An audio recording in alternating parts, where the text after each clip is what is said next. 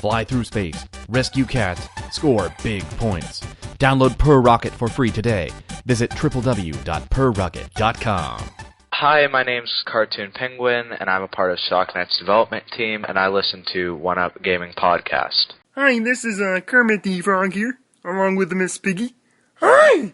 Alright, and we are just asking you to listen to our friend's podcast, the One Up Gaming Podcast, on whatever this station is. And remember to go green and conserve lots of energy.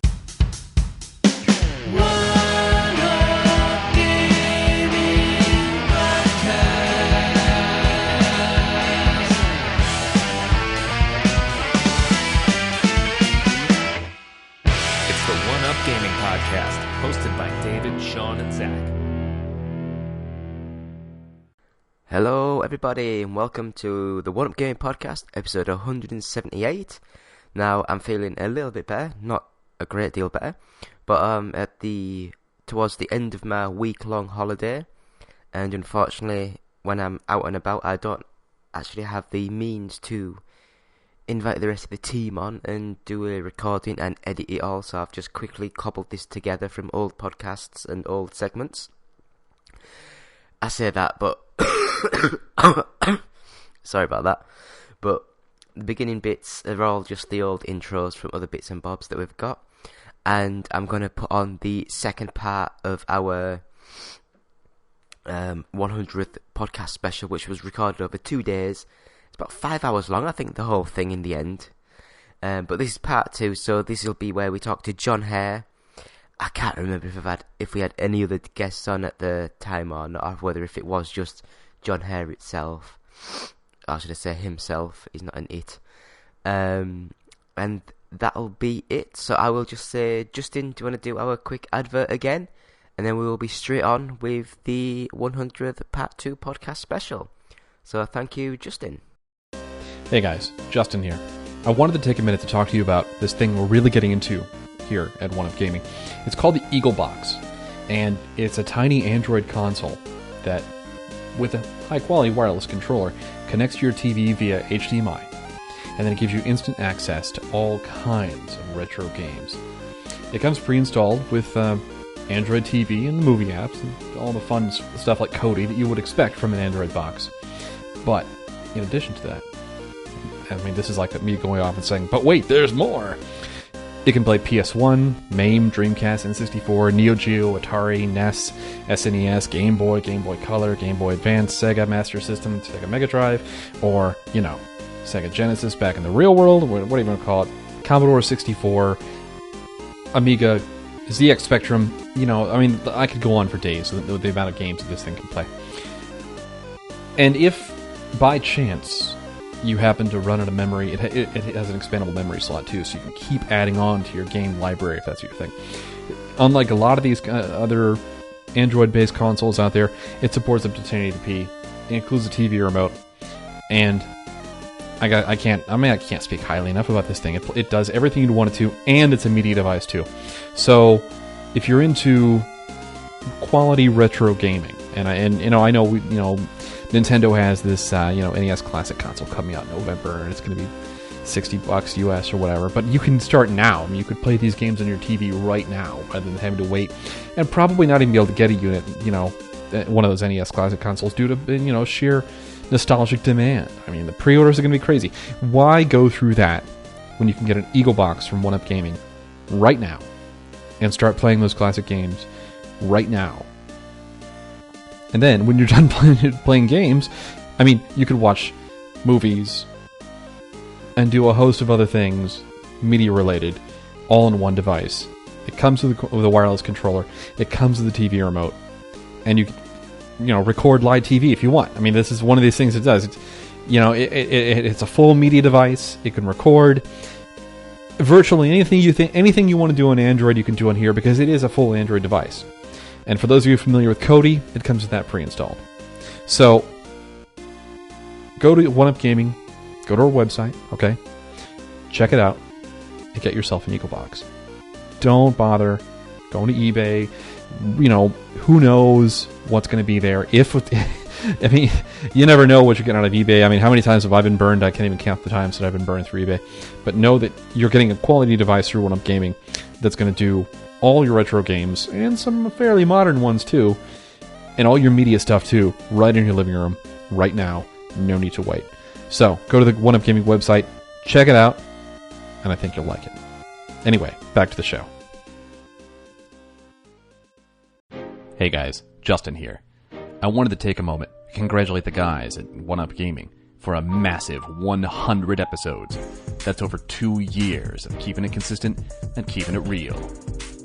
Plenty of podcasts have come and gone in those 2 years, but you kept it strong the whole time.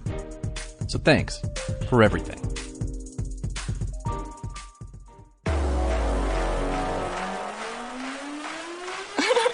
It's con time. Congratulations, yo. Celebrating history with the 100th episode. We going hard today. Mocha on the track with me. One Up Gaming here to stay. It's One Up Gaming. Yeah. We're the best, that's what we're claiming. That's what we claiming. It's the 100th episode. Yeah. Listen up, here comes the host. 100th episode.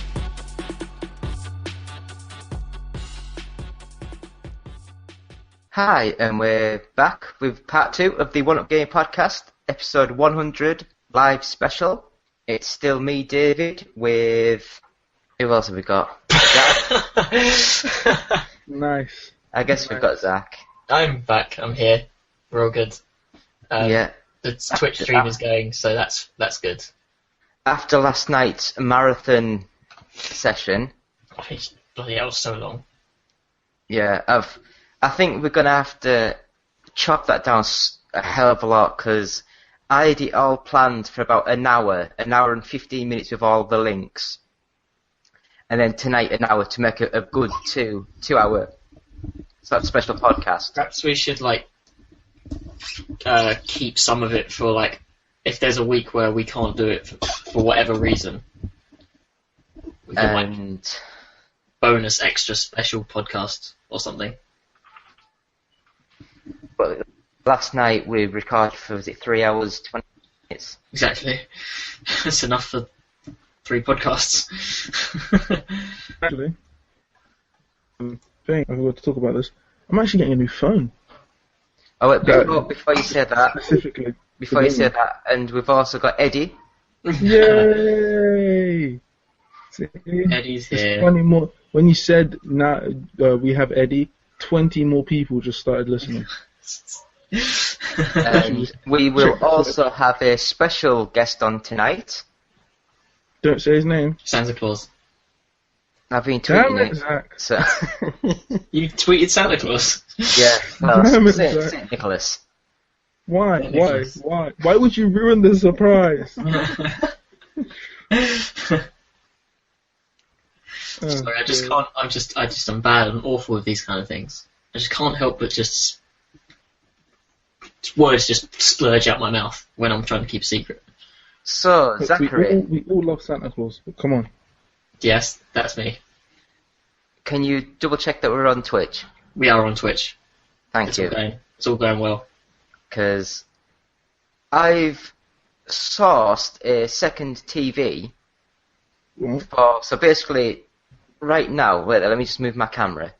So right now I've got this old TV right here which I use, and then I've also sourced a second TV there, which is right next to all my microphone and stuff.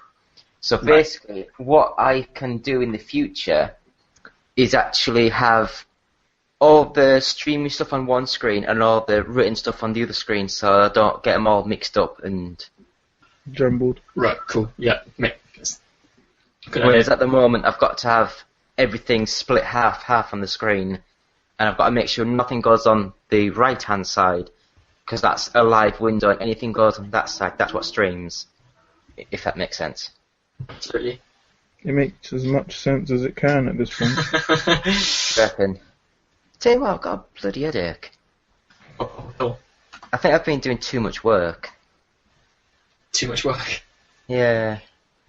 So, I guess, being our 100th podcast, I will. Oh, that's another thing. It keeps disappearing on the stream when I do stuff. I will put up a link to sort of see if anyone wants any games. And How many have we got left? I was just about to have a look. And what like you have to tell them what they're gonna get. Yeah, let them know. Where there? It's not like anything AAA. Right. So what we? Oh God. Oh. There Now we go. that you told them that it's nothing AAA, they just like switched Right off. then. So Yeah. what Everyone we won. have left is the Omega Quintet for PS4.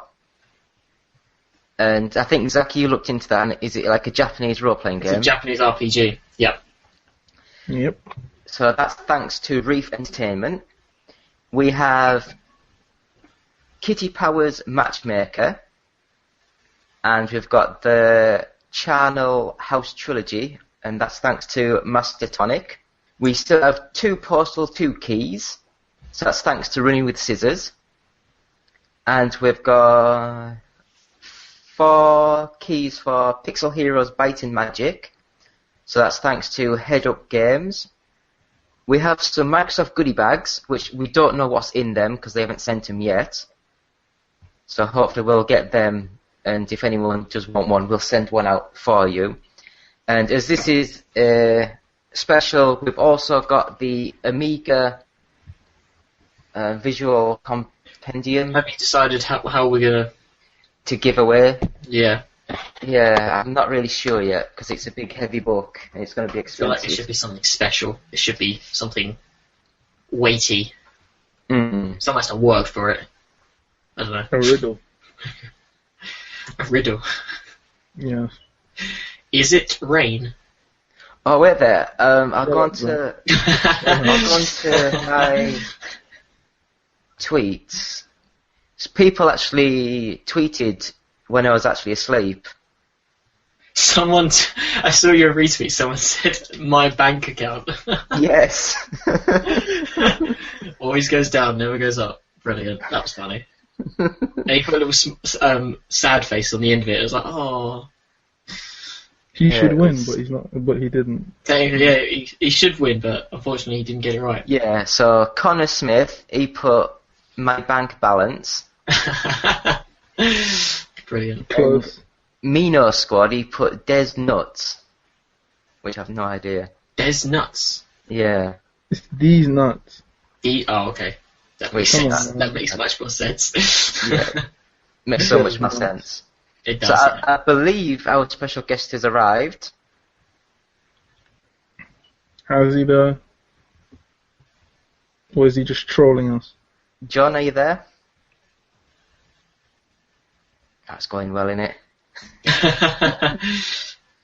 Because this never happens.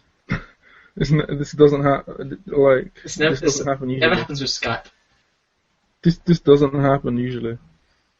But to be fair, I think we're going to have to... Because I think, Zach, I think you've got the best broadband out of all of us. Yeah, I think so.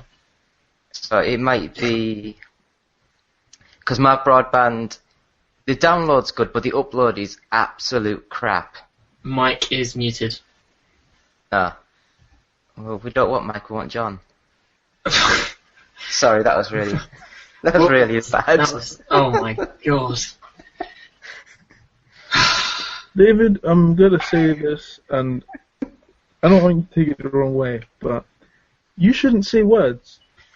Say words. They're either awful jokes or racist.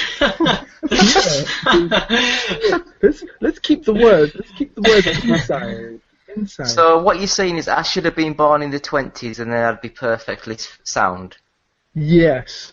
You know? Yes. Absolutely. That's what I'm saying. Maybe colonial America.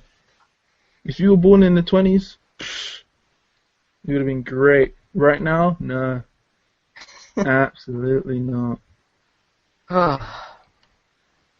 David and his casual racism. Anyway. There's nothing casual about it. I try hard at it. Whoa. And it's still Whoa. tries Oh, really hard. that makes it worse. He tries really hard and he always goes badly. Oh You no. can never make a good one. That's what insults me. It's not even, the racism doesn't offend me. It's the bad jokes, my good sir. Yeah. You can be a funny racist, and everyone loves a funny racist. No one likes an unfunny racist. Nobody. Look at Eddie Murphy, racist and hilarious. Everyone loves him. But if it was unfunny, it would be sad. No one likes unfunny racist. Quality. That should go on a t-shirt. That's got to be a t-shirt quote. Yeah, Hey, that might go on one of our t-shirts. we need to get we need to make a t-shirt, and this is a t-shirt idea. Just putting it out there. I'm a funny racist. I am a funny big racist. bold letters, just big bold letters on the front and the back.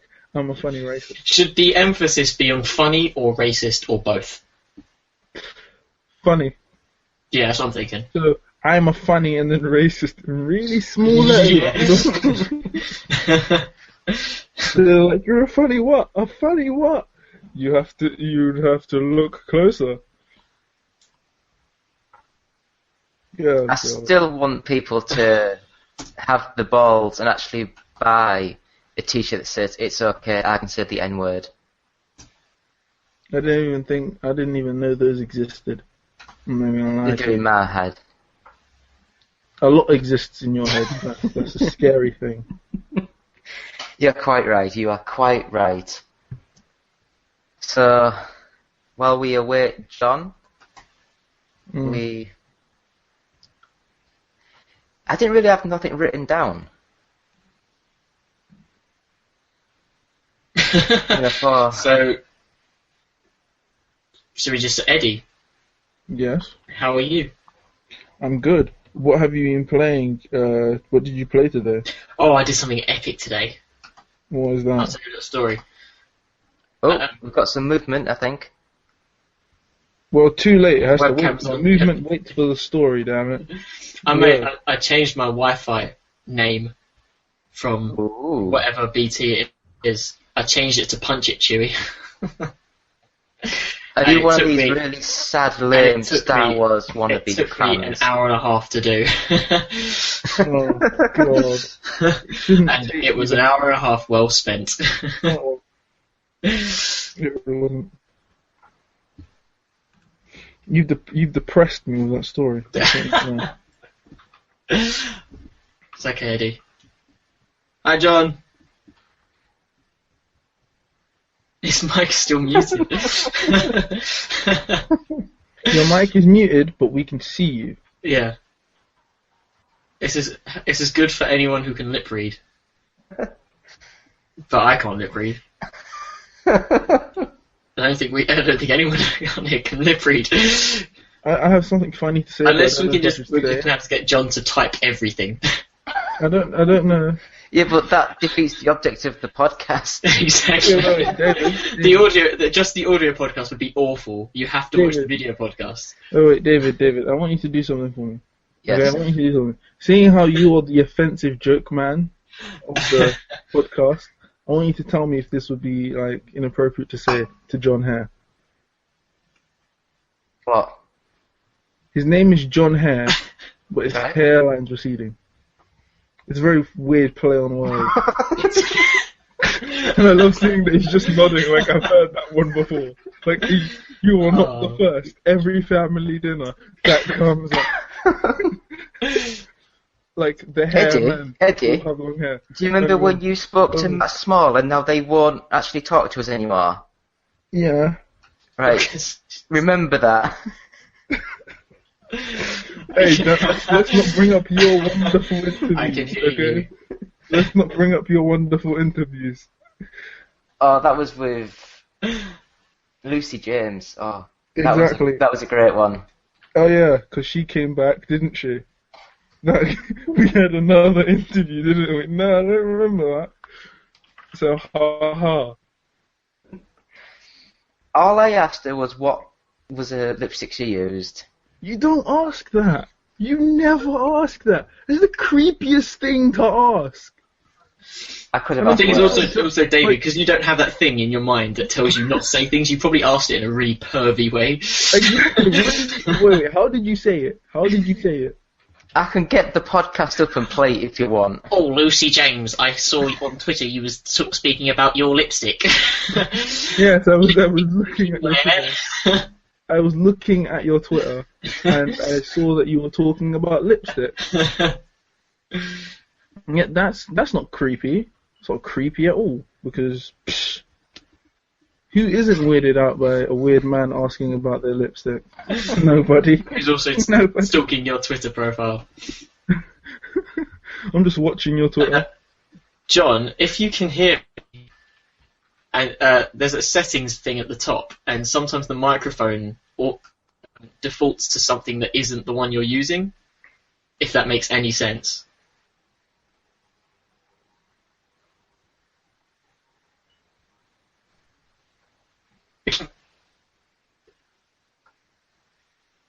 Right?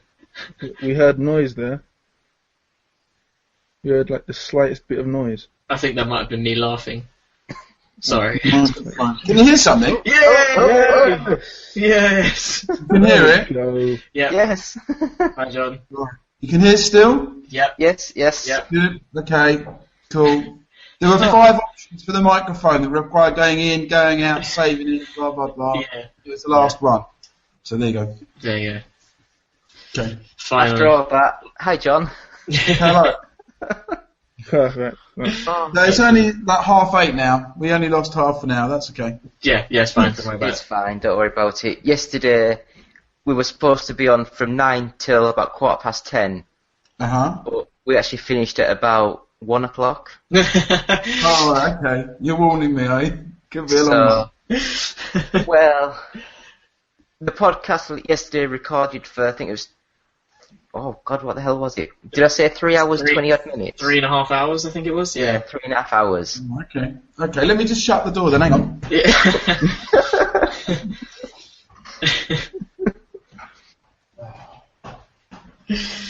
Yeah, we thought we'd make it special, the 100th podcast. Okay. Why not? We couldn't think of how to make it special, so we just made it long. Make it long, yeah. Build it up. It'll be fun though when people download it. It's like a 6-hour podcast. Yeah, Yeah. exactly. Like I said, it's just, as long as we've got backup for the event that we can't actually do one for 1 week for whatever reason. If we can't do it, we have spares. Yeah? Alright, okay, that's good. I like the Sensi soccer picture on your wall. It's very good. Oh, that one up there. Yeah. Yeah, I bought it at some. I think it was. Oh God, where the hell was it? Wolverhampton. Whatever events in Wolverhampton. Football matches occasionally, if you can call them Yeah. that. No, it was Revival. I went to Revival and bought it. I know what you mean, yeah. Yeah. Chris Wilkins. Oh, Wilkes. yeah, I know, yeah. Something I like know, that. Yeah. Every time we went to talk to him, he was always eating an ice cream. What? An ice cream, really? Yeah. Yeah, he said come and chat to him. He'd get us like interviews with. I've completely blanked on him. The guy who did John Romero. Oh, But every time we went to talk to him, he was always had a big, massive face full of ice cream. So Nice. just leave him. That's good for him. So, Oh, you've got the book as well. I can see the Sensi book. And but I'm looking at all your stuff in the background now. Very good. have you seen my really retro TV? Megalomania as well. Where's your retro TV? But it's what's like, it's literally there. Oh, that way. So that's right. It's the corner of a retro TV. It's a corner. It's just There, I see what you mean. Yeah, I see what you mean. They're like monetary thing. Yeah, got it. I only have it because I need to play light gun games because they're one of my favourite games, and they don't work on the modern flat screen monitors, so I have to have an old CRT. Oh, you have to get the old monitors. Yeah, exactly. Yeah. Why do they not work on modern day flat screens? It's the way the picture's done on the TV, I think, I don't know. Let me ask you something else. Why don't iOS 5 games work properly on iOS 6? Because they deliberately build in. They don't care about compatibility backwards and forwards. These companies, in general. Okay. Is the reason? Yeah. Because they make more money from hardware by making it not work. Yeah. Yep. It's my eternal moan. Endlessly, yeah, that's why we get so many games that are the same again and again, because they have to be remade for machines. It's a good excuse to do it again, you know. Yeah. Anyway. Nintendo's the master at that. Huh? Nintendo's the master at that. Yeah? Yeah. Pokemon. Every time it comes out, I buy it. It's actually a disease, really. I think that's more sad than it is funny. I really do. I think it's more sad than it's funny. So, guys, what do you want to talk about? Right then, John, since you're here, a couple of things. Nothing major. I mean, I guess first of all, what have we been up to since the last we chatted, which was just before the launch of Word Explorer? Okay, so Word Explorer came out on iOS in, I think it was August last year. No, was it August? No, it was a bit earlier than that. Earlier on in the year. And then it came out on PC around about September. And it reviewed extremely well, especially on iOS. We got 1,500 reviews, about 4.7 stars. But it's one of the games that's not made any money on free-to-play. So I'm down on free-to-play at the moment. I don't like it very much. My brother, he is one of these people that if he can't do anything, he just bashes buttons and stuff. Mm-hmm. And he accidentally give you £1. Give me £1. It was like the game 1,000,000 times, please. It was like trying to solve a puzzle and dabbing the buttons in the screen, and he must have hit the plane or whatever, and it just, you know. Brilliant. So yeah, he wasn't impressed. You know. No, but it was good. It's a good trick from us, you know, stealing money back from the customers to get games. Unfortunately, that's what it's turned into, the farce of free games, you know. Yeah. Do you guys think it was better when you paid for games and then you had no money inside? Most definitely. It was simpler. There wasn't like things weren't hidden behind the paywall. Yeah. You wouldn't have to be like, oh, you can get all of these things in game, but if you want to get it faster, here's a boost. Just give us £1. It's that type of thing. They want that. So gaming back then was simpler, but I think it's given more advantages that what you can do in a game as well. So like what you can put inside a game. I think a good example is like War of Tanks. War Tanks? Mm-hmm. The tank game by Wargaming. That's a good example because they have a lot of things that you need money, like you can pay real money for. You can just wait and get it in game. So it's good when it's balanced. It's bad when it's not. This is the it's problem. like a perspective thing. The problem for game makers is when you've got paid content and some people are paying and some people aren't, it's very hard to balance the game because you don't know which people you're catering for. In a game that doesn't have that problem, you can absolutely tune levels to be perfect, 100% knowing where the player is. You know, has he bought certain things or not? What his skill level is because he's got to that place in the first place. So it's made it much harder to balance levels actually as well. To me, the best platform that I believe so far has been the old Xbox Live Arcade, where every single game you could play a demo. Mm-hmm. Everything. So you can play anything you want for free, and if you like it, you buy it. Mm-hmm. So everything comes with a demo, so you just download it, play it for 10 minutes. If you like it, pay a tenner. If you don't like it, just delete it. Okay. You're under no... You know, you don't have to... You know, you're not... Whereas a lot of games now, like on the Xbox One, there's no option for that. It's like you basically buy it, or you just watch some videos of it, and that's it. So you don't know what you're getting until you've already paid your money, which is... Sometimes it's not great. I think Dota does it very, very well. But they've built this up over years and years and years through community feedback, and it's very hard for a publisher to just go, we want to be part of that. So then they try to build it in a matter of months or a year, put it out, and can't quite nick the audience from Dota. Because they've constantly made a game that was originally a mod for Warcraft 3, I think it was. Yeah. And they've constantly tuned it and tuned it and tuned it and tuned it and tuned it. And whenever you buy something, it doesn't actually affect the game. It's all, it's just like clothes and stuff. Mm-hmm. So if you play it for 10 hours and think, I think I'll buy like a hat for my character because I've played the game for 10 hours, I feel like I should give something back. But for, say, like EA to just jump in on it, it's very difficult. If that makes any sense. Experience. Yeah, but I don't know. I think you talked about not knowing what something was before you bought it. Oh, that used to be normal, right? That used to be totally normal. You'd buy a book, you wouldn't really know it. You'd buy a game, you wouldn't know what it was. It's gone quite weird where it's almost introduced this process. Also, because a lot of the games in the market are totally bloody useless as well, which doesn't help. That's why you're not sure whether you want to buy it or not, you know? Right? Because, I mean, like, I just got the... Oh, God, what the hell was it called? State of Decay Year 1 edition for the Xbox One. Mm-hmm. And it's just an open-world zombie game, which is great.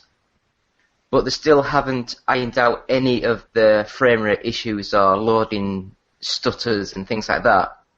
Which is like, I don't mind it so much because it's a tiny team, and all they've done is like up-res it to basically have the PC version on your Xbox One. And because I already had it on the 360, I got it, instead of it being like £25, it was like £13. Uh-huh. So they actually dropped the price down.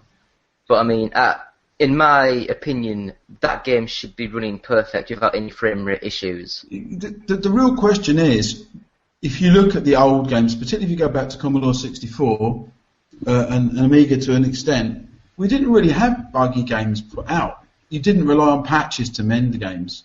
It only sort of came into fashion in the 90s with PC stuff, because PC was such a mess in those days.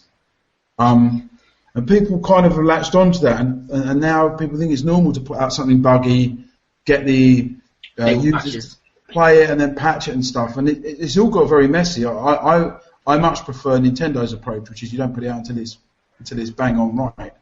I know it's Nintendo have been too difficult for developers to work with. They've been a nightmare for us to work with because they're very hard to get through. But certainly Sony have managed it quite well, actually, in balance, somewhere in the middle, you know?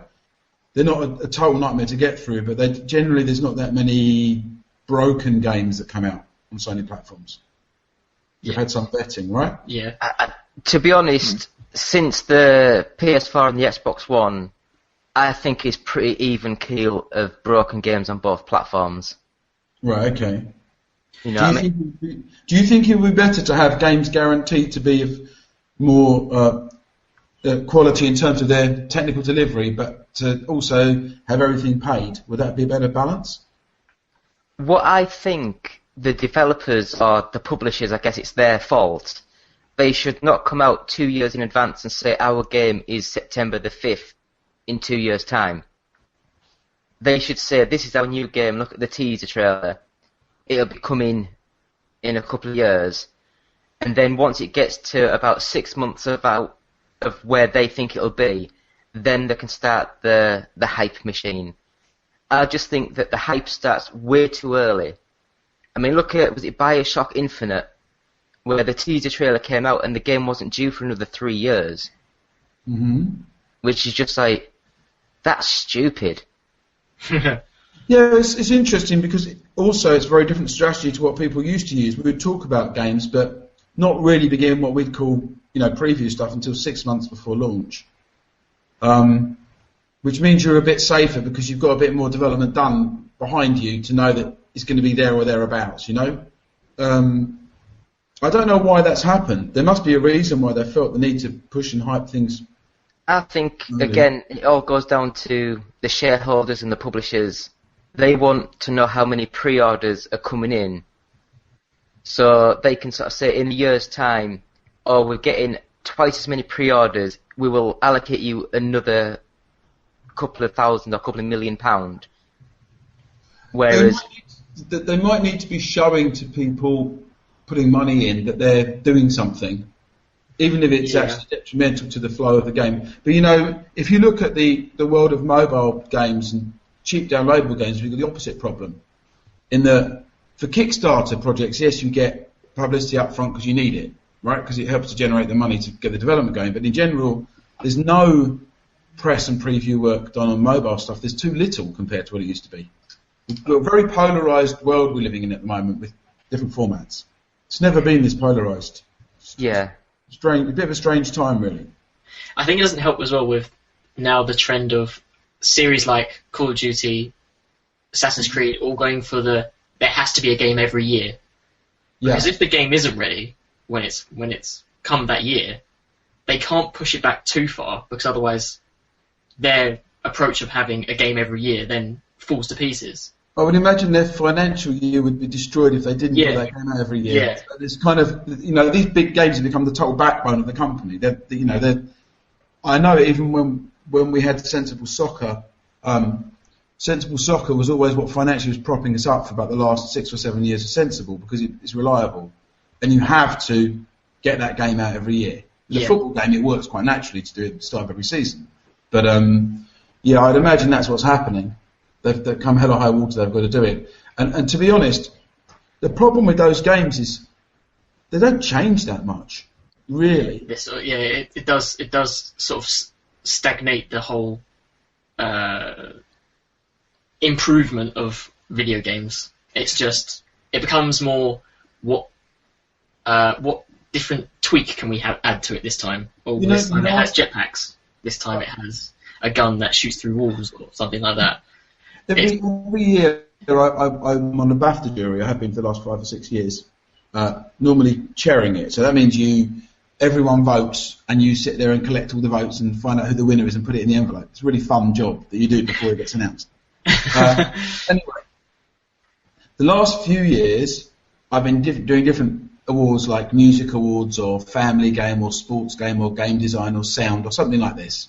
Okay, and this year I was involved in the music jury. Okay, and the previous year I think I was involved in game design or art or something. I can't remember what it was. Something else. Anyway, we came. There's some games which always turn up basically for us to evaluate. We're given about between 10 and 12 games to evaluate to get down to the 6 nominations. And there's some ones which always turn up, like Assassin's Creed is one. In virtually every award you're going to see it, apart from maybe sports game. GTA, which is there in every award apart from family game and sports game. And so you've got some that always turn up, okay. And when I played GTA this year, and I don't normally play these games in the year, I play them in this BAFTA evaluation period. It's my chance to really get into top-end console stuff, which is good every year. But I actually had to ask a question when we sat around the jury, because for the first 2 hours, the game was identical to the previous year. No difference at all. Because it's all the intro sequence. I mean, it's good, but it hadn't changed. So my question was, okay, we're evaluating the 2014 award. How do we evaluate the bit that's identical to the 2013 version? Do we give it any marks at all, or what? How do we evaluate it? So what I've noticed over time of doing this, in the end we decided that you look at the stuff which is new as opposed to the stuff which has already been there before. Now in GTA's case, because it's music and there's a lot of music and there's a lot of new music, it's quite valid to look at the new music they've put in the main part of the game and the radio and everything, Although you would say their use of music hasn't changed at all. They're not doing anything innovative in music they've not done before. Some people do some amazing stuff with music in other games, more obscure ones. But the question, what it makes you realise when you play them one after the other to evaluate them, not being a particular fan of this game, I've got to say, is how same it is. And it does make me wonder why the consumers continue to go back to the game and buy the next year's one when they bought the last 2 or 3, even if they really liked it. Well, what is the reason for that? I've got to say, you're asking the wrong person with me, because I hate Assassin's Creed, I hate Call of Duty. It makes sense. I don't like Destiny. I mean, I guess the casual market has become huge in recent years. Mm-hmm. So it seems like Call of Duty, the Call of Duty developers never make a Call of Duty game for someone who loves tabletop RPGs. They would play it for the person who goes to work, maybe comes back for an hour to play a bit of jump on their PlayStation 4, shoot a few people, yay, all did, and then go off and do other things. And with especially with consoles, you could go into any household nowadays, and you'd probably find an Xbox or a PlayStation 4. Mm-hmm. So it seems it's much more businessy. Again, it's like that thing about having the game every year. You have to get that game every year because it has lots of money. Not because it's a good game. Yeah, but they sell that game every year because lots of people buy it. Yeah, that's my question. Yeah. They wouldn't keep on selling another version if people weren't buying it. And these are all great games. I'm not slagging the games off. I'm saying why are people buying the same game again with a tiny bit of difference? Yeah. I don't get, Yeah. I don't get what the difference is. The main problem is a lot of these games, they're only popular because all their friends at school play it. So everyone has to play that game. Mm-hmm. You know, so basically that's why it's a very social thing, isn't it? Yeah. That's why it's Call of Duty, Assassin's Creed. It's the basic. It's the games that are not brilliant. They might have been good when they first started, but because look at Assassin's Creed. It's had 7 years, and they've maybe improved the formula once, and that was from Assassin's Creed to Assassin's Creed 2. Once they hit that sweet spot, it's basically stagnated the gameplay. The game looks a lot better, but the game plays exactly as it did. Well, I saw a speech by Patrice, who's the lead designer of Assassin's Creed, a couple of weeks ago in a thing last weekend actually in Dubrovnik, and he seemed frustrated himself from his perspective, and he's not involved in the game anymore. He's not been involved for a year or two, which just proves the point. As someone running Sensible, I couldn't bear someone to be making my game. A bit like how I feel, I guess, about the last Cannon Fodder 3, which came out, I had nothing to do with it.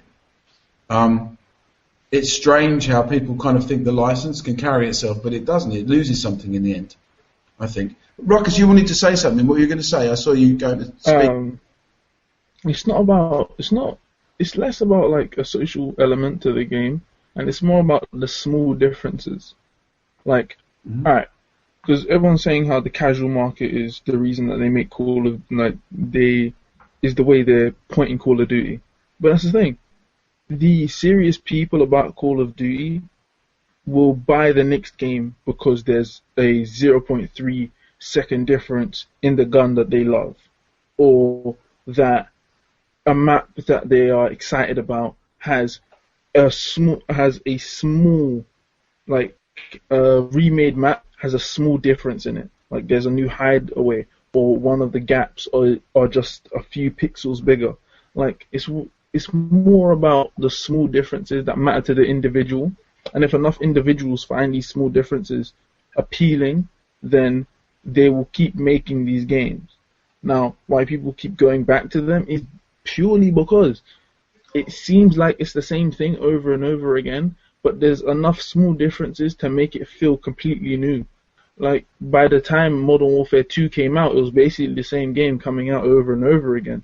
But what made Modern Warfare 2 so special was the tiny differences that they put into the game, where it was the things that you could do in Modern Warfare 2 that you couldn't do in the other games before it, or it didn't feel the same in the other games like it did in Modern Warfare 2. It's those type of things. So, like, and you could technically say the same thing for fighting games, because fighting games don't really change, do they? They're always the same kind of thing.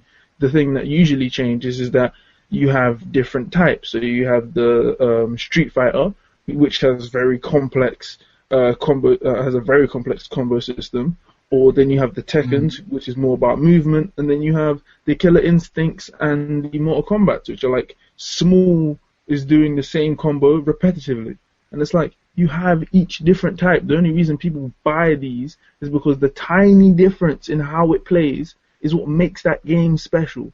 So each Assassin's Creed, the thing that made it special was the small differences, because they're basically a copy and paste each time, but it's a small difference. They copy and paste it and make a small difference in it each time. That's what keeps people coming back to it. So, granted, there may be like indie games that are just amazing, utterly amazing, just do everything right, but they're not what people are looking for. They're not what people want. They want the same feeling that they always get. Because it's like, I can use anything as an example right now, but I'm just going to use food because it just feels so right. You can go to one sandwich shop, the whole of your life, yeah? And you see another one, and everyone's saying, that's the sandwich shop to go to, man. They give you money when you walk through the door. You don't care. You don't care. That's not why you go. You don't go for the food. You don't go for the money. You go for the feeling that you get when you get there. That's it. That's it. It's the same reason people go to McDonald's. They don't go there because it tastes better. They go there because I'm loving it, literally. That's all it is. And when game developers start understanding, people don't buy our games because they're good. People buy our games because... I think we've lost John. We've lost John. But I'm going to keep ranting. People don't buy... When game developers finally see that people aren't buying their games for the new things that they can put into the games, it's none of that. That's the indie developers are failing. That's where they're failing.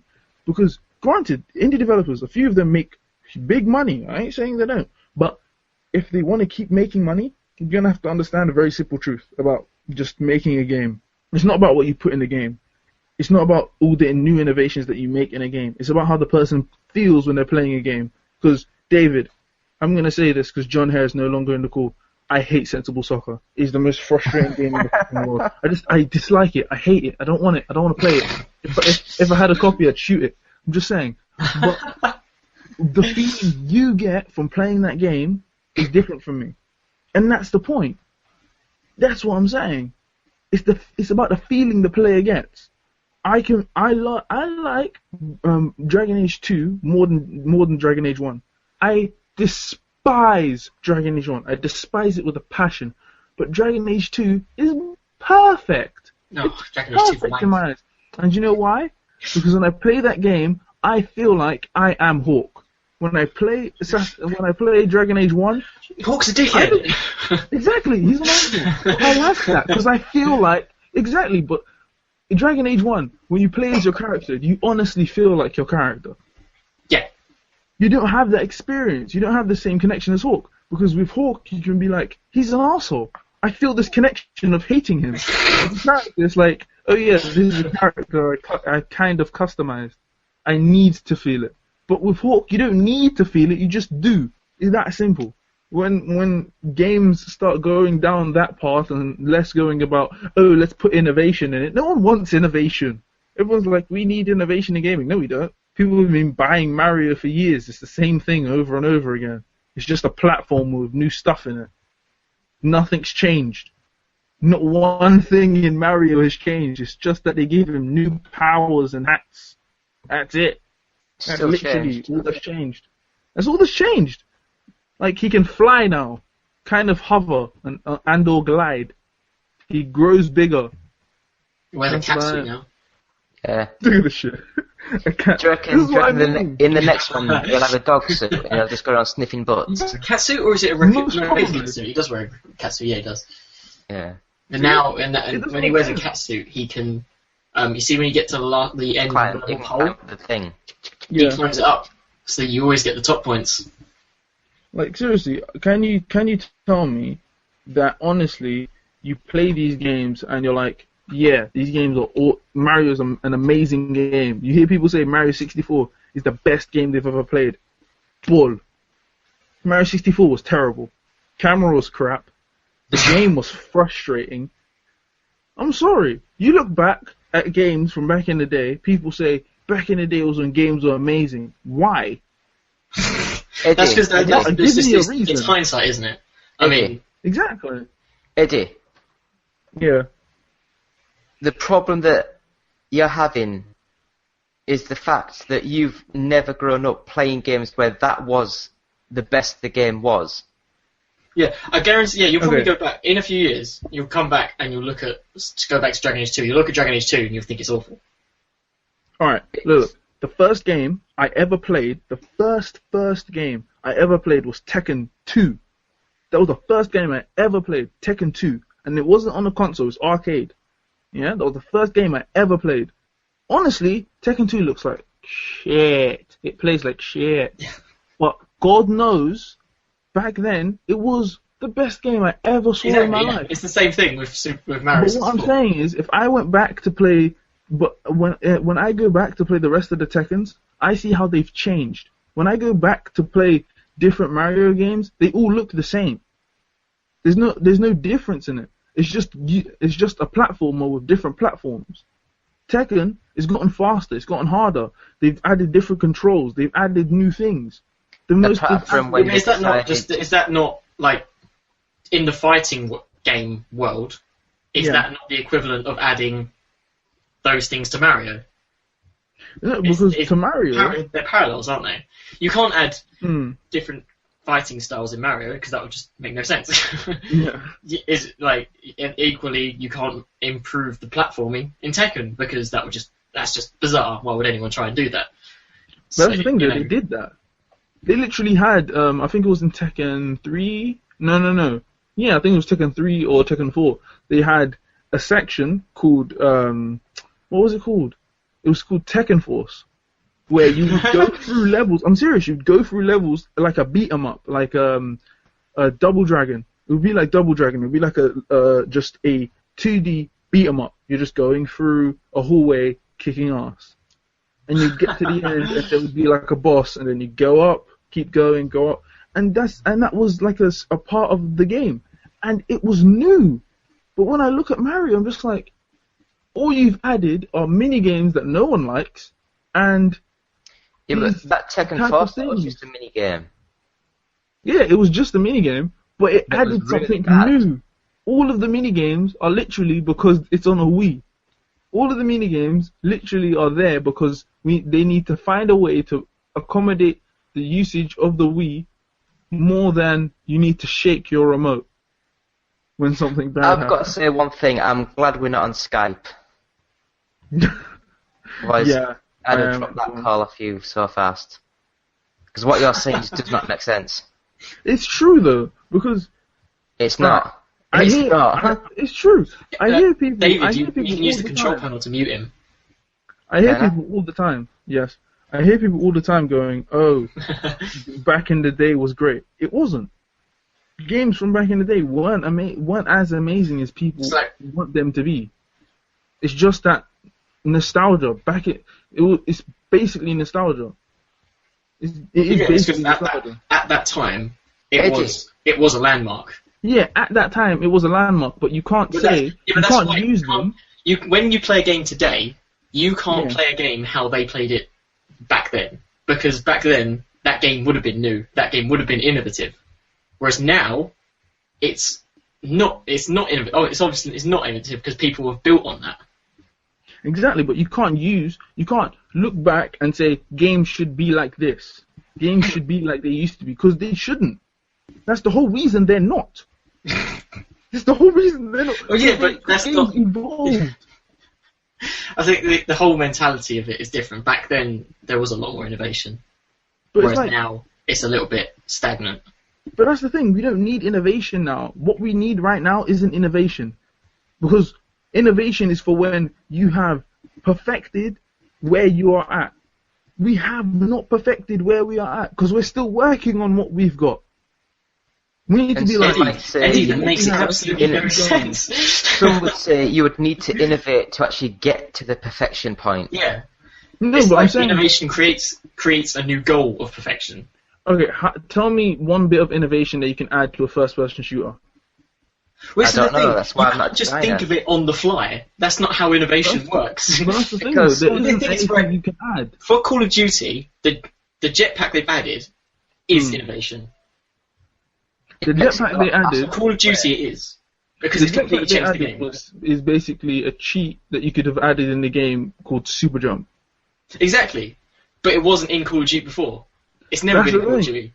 Never. What But you're now it saying is. Therefore, what it's you're saying innovation is for Call of Duty. their innovation. What you're saying is their innovation is a way for them to perfect what they have, but they're not doing that. They're trying to add new things to a But what's the formula that difference? shouldn't even be changed. What's the difference? Because when you have a formula, If you that- change something, don't- if basically, you it's like, change don't break what isn't broken. Like don't try If and you fix what change isn't broken. something, if you change something and it works, it's innovation. If you change something and it doesn't, it's a gimmick. That's the rule.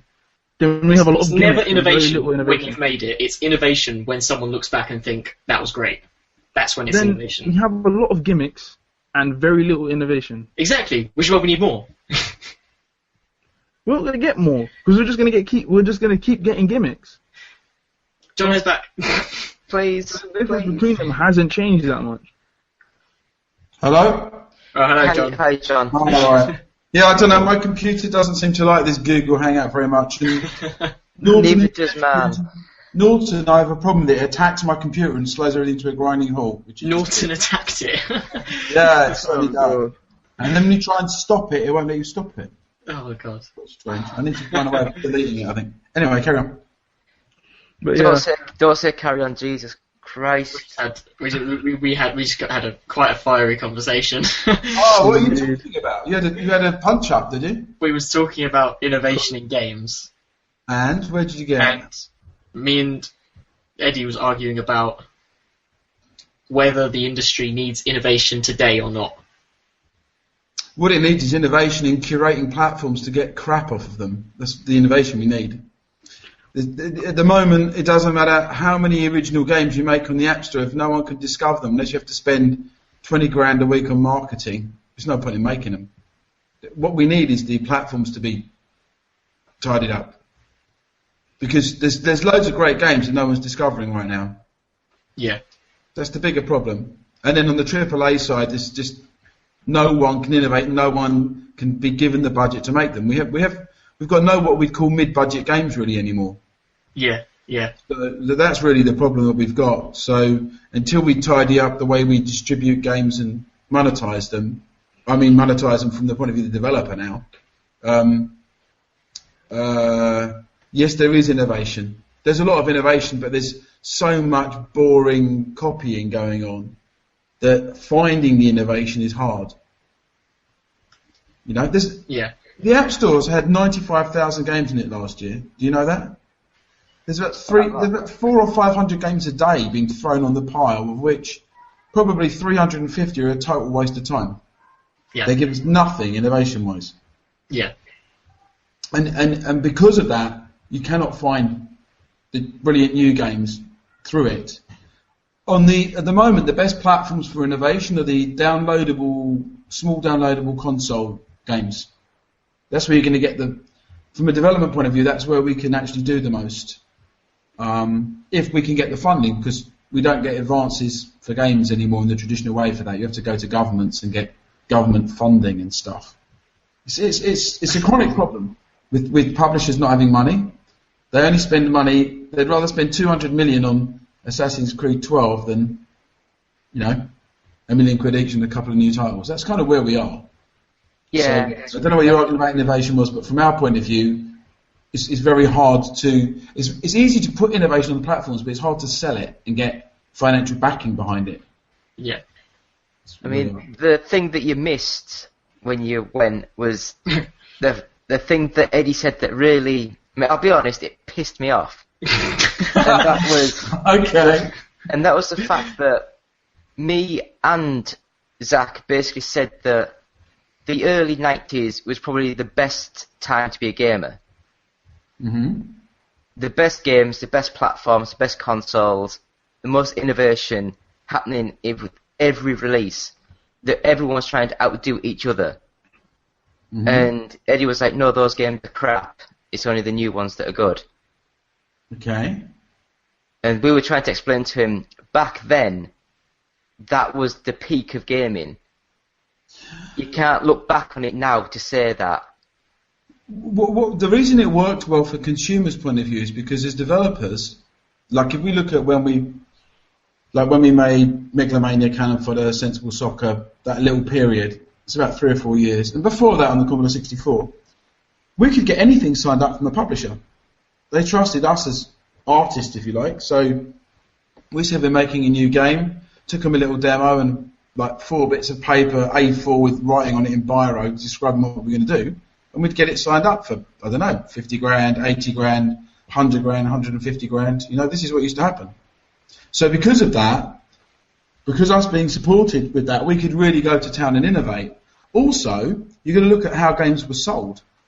Games were sold at that time out of Smiths a lot still, maybe Boots, still lots of independent game retailers. You know the little independents?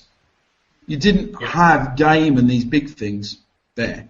So the guys buying the games were actually fans as well in the shops, you know, because they were smaller. So they'd be really excited by the innovation and new stuff. Which made it made it easier for the publishers to sell them new innovative games, which made it easy for us developers to sell our new innovative games to the publishers. Because the publishers knew they could get them stocked in the shops. Do you understand me? That's how the chain works. Yeah. So when the big chain stores dominated a little bit more, and they would pack out big shelves with 400 copies of the next big game, and it gave less shelf space to the smaller games, that meant that they were actually taking less of the smaller or the newer, by smaller I mean newer IPs, new franchises. You know, the first time Call of Duty came out, it was a new IP, for example. You know, there was a first version.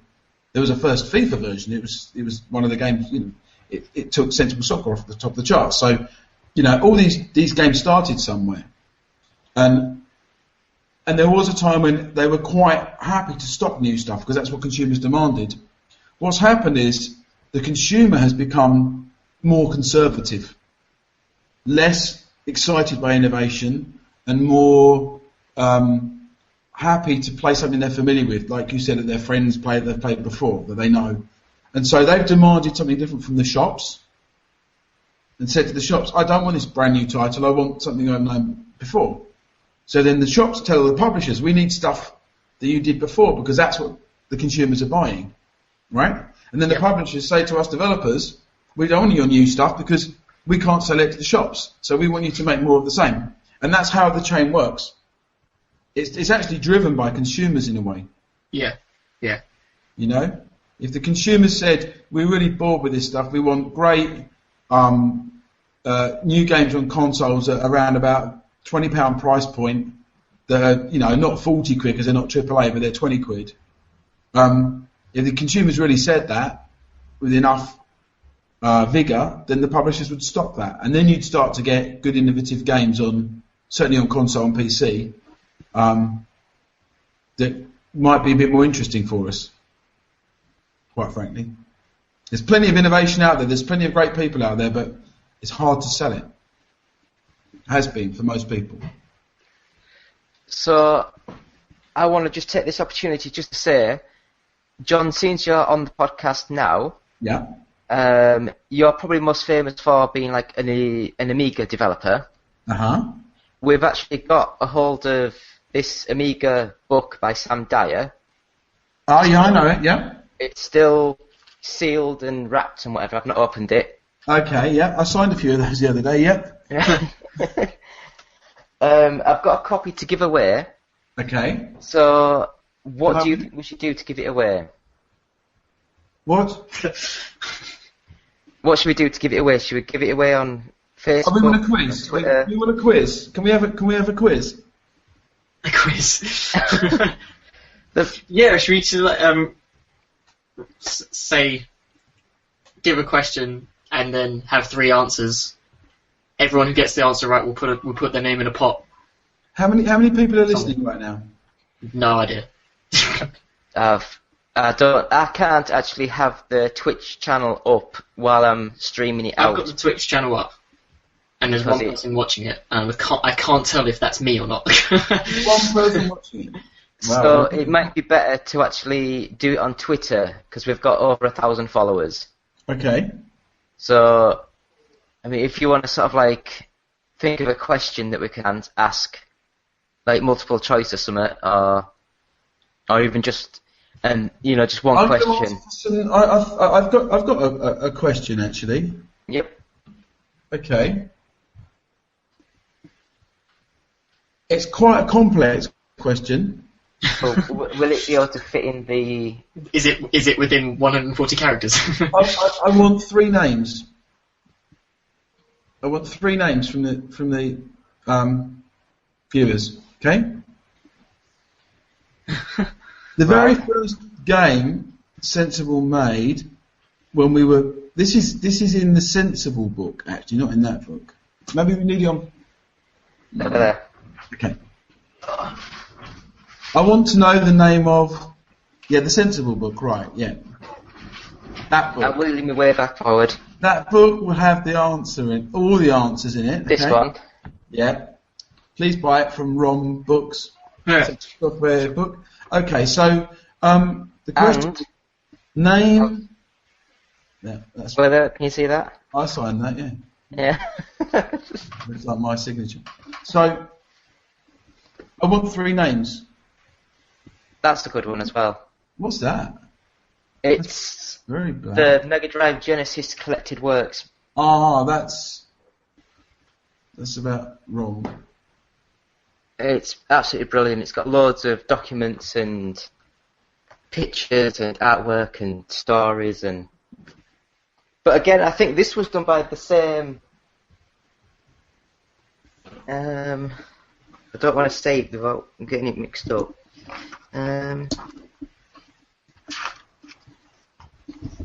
Yeah, is it Read Only Memory?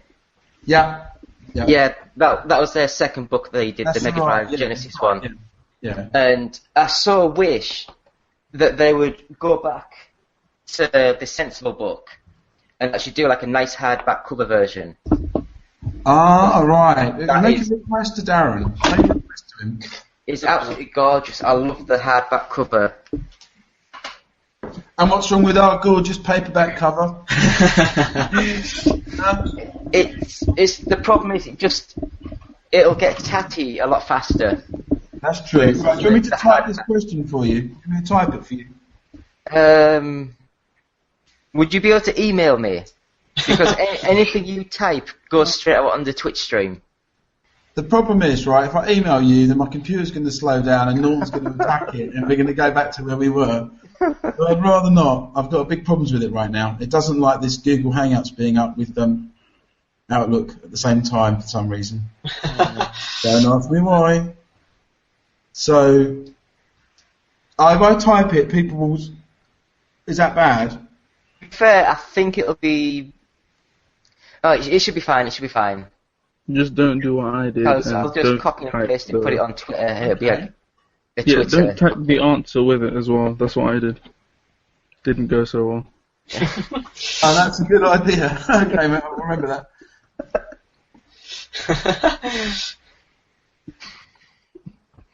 We made that. Right, here's the first one. Got that? Right, so I'll do a... Name the sorcerer in the first game we made at LT Software. Ooh. Right, so... Here's the next one.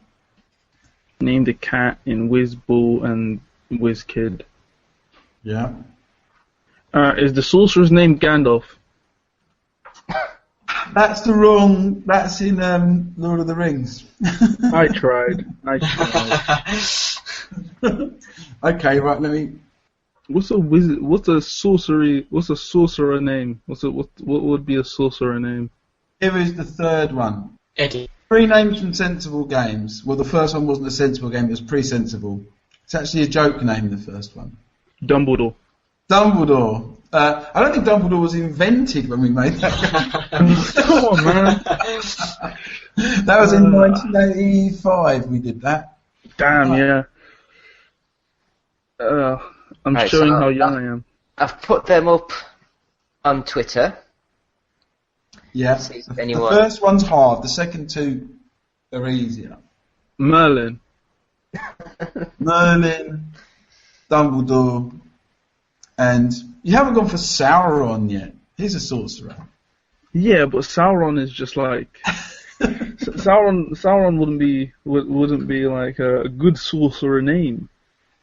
Like, I'm guessing you went for something iconic, so it would be a joke, so everyone would Actually, get it. interestingly, it was called Something the Sorcerer, this game, and it was a copy of a game called Gandalf. So we copied a game called Gandalf onto the ZX81, and it was called ... the Sorcerer. Okay, you can Google all this stuff, guys. It ain't hard. Come on. You say that. Zach? Yeah. Zach? Yeah. You're on the podcast twice. Yeah, I know. And different pictures. Yeah, one that's my is- Google Plus picture. Oh, right.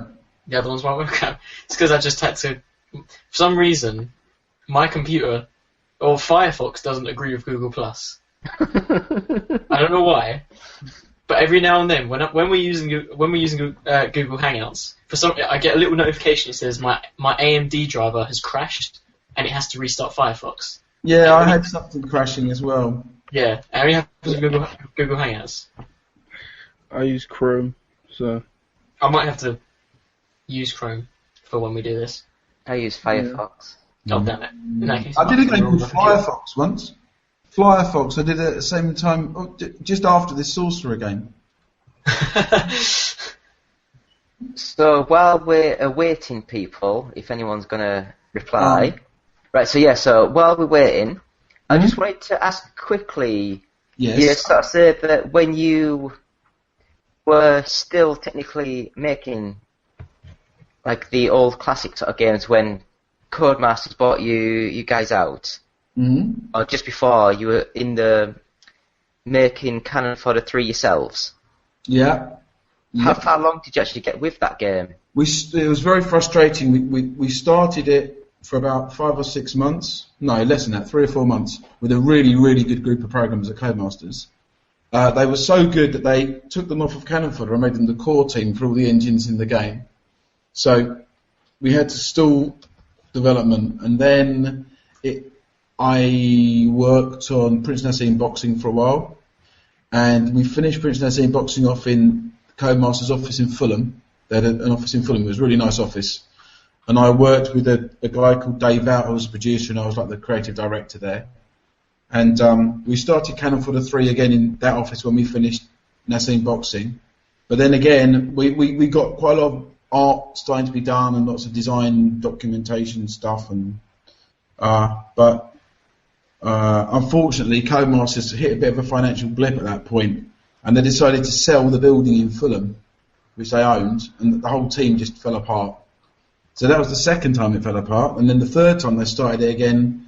They had a game called Chopper at one stage, which was about a helicopter. They abandoned that, and they gave the Chopper team Cannon Fodder 3 for a while, and then I don't know what happened to that, but that stopped. So it stopped and started 3 times in a 2-year period. It was very, very frustrating actually, because it was a really good design. It was a 3D Cannon Fodder kind of thing.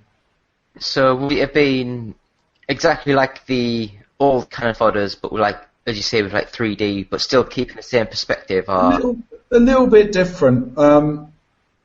It's kind of your guys were more different from each other, so they were specialised. So one of them might be better at infantry. Someone else would be better in the tanks. Some people would be better at things like spying and rock climbing and stuff. So you'd actually pick which guys you wanted to take out on the missions, each mission.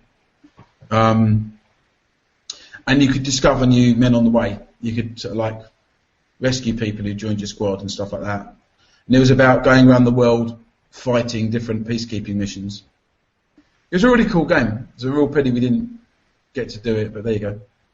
And looking through that Sensible Software book, it actually says that Megalomania 2 was actually basically done but never released. No, it wasn't done. It was technically we were in the middle of doing it. Dave Corn was working on it.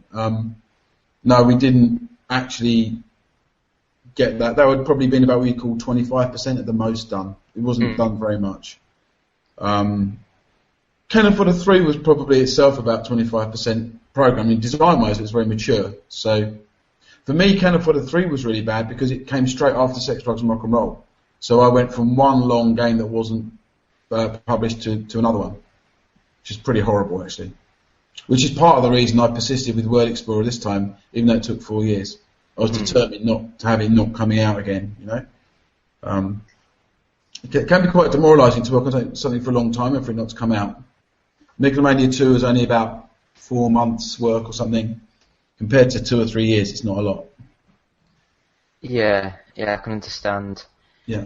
What else did I write down? The other things that I wrote down were, in the book it also says that you guys made the World Championship Soccer 2 for the Mega Drive. Yep. We did it under the name The Mystery Chefs. Yeah, The name. Why did Sega sort of like tell you to use a different name? They didn't. Oh. We chose to not diminish the main brand.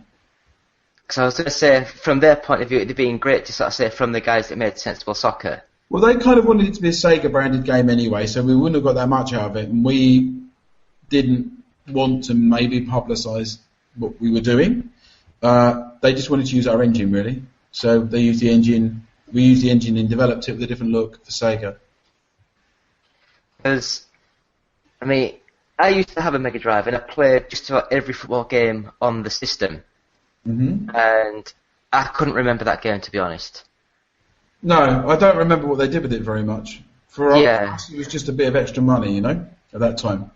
But I have played it since for emulation, and it actually is a really good little game. Oh, good. It should be. It should play like Sensible Soccer. It's the same engine.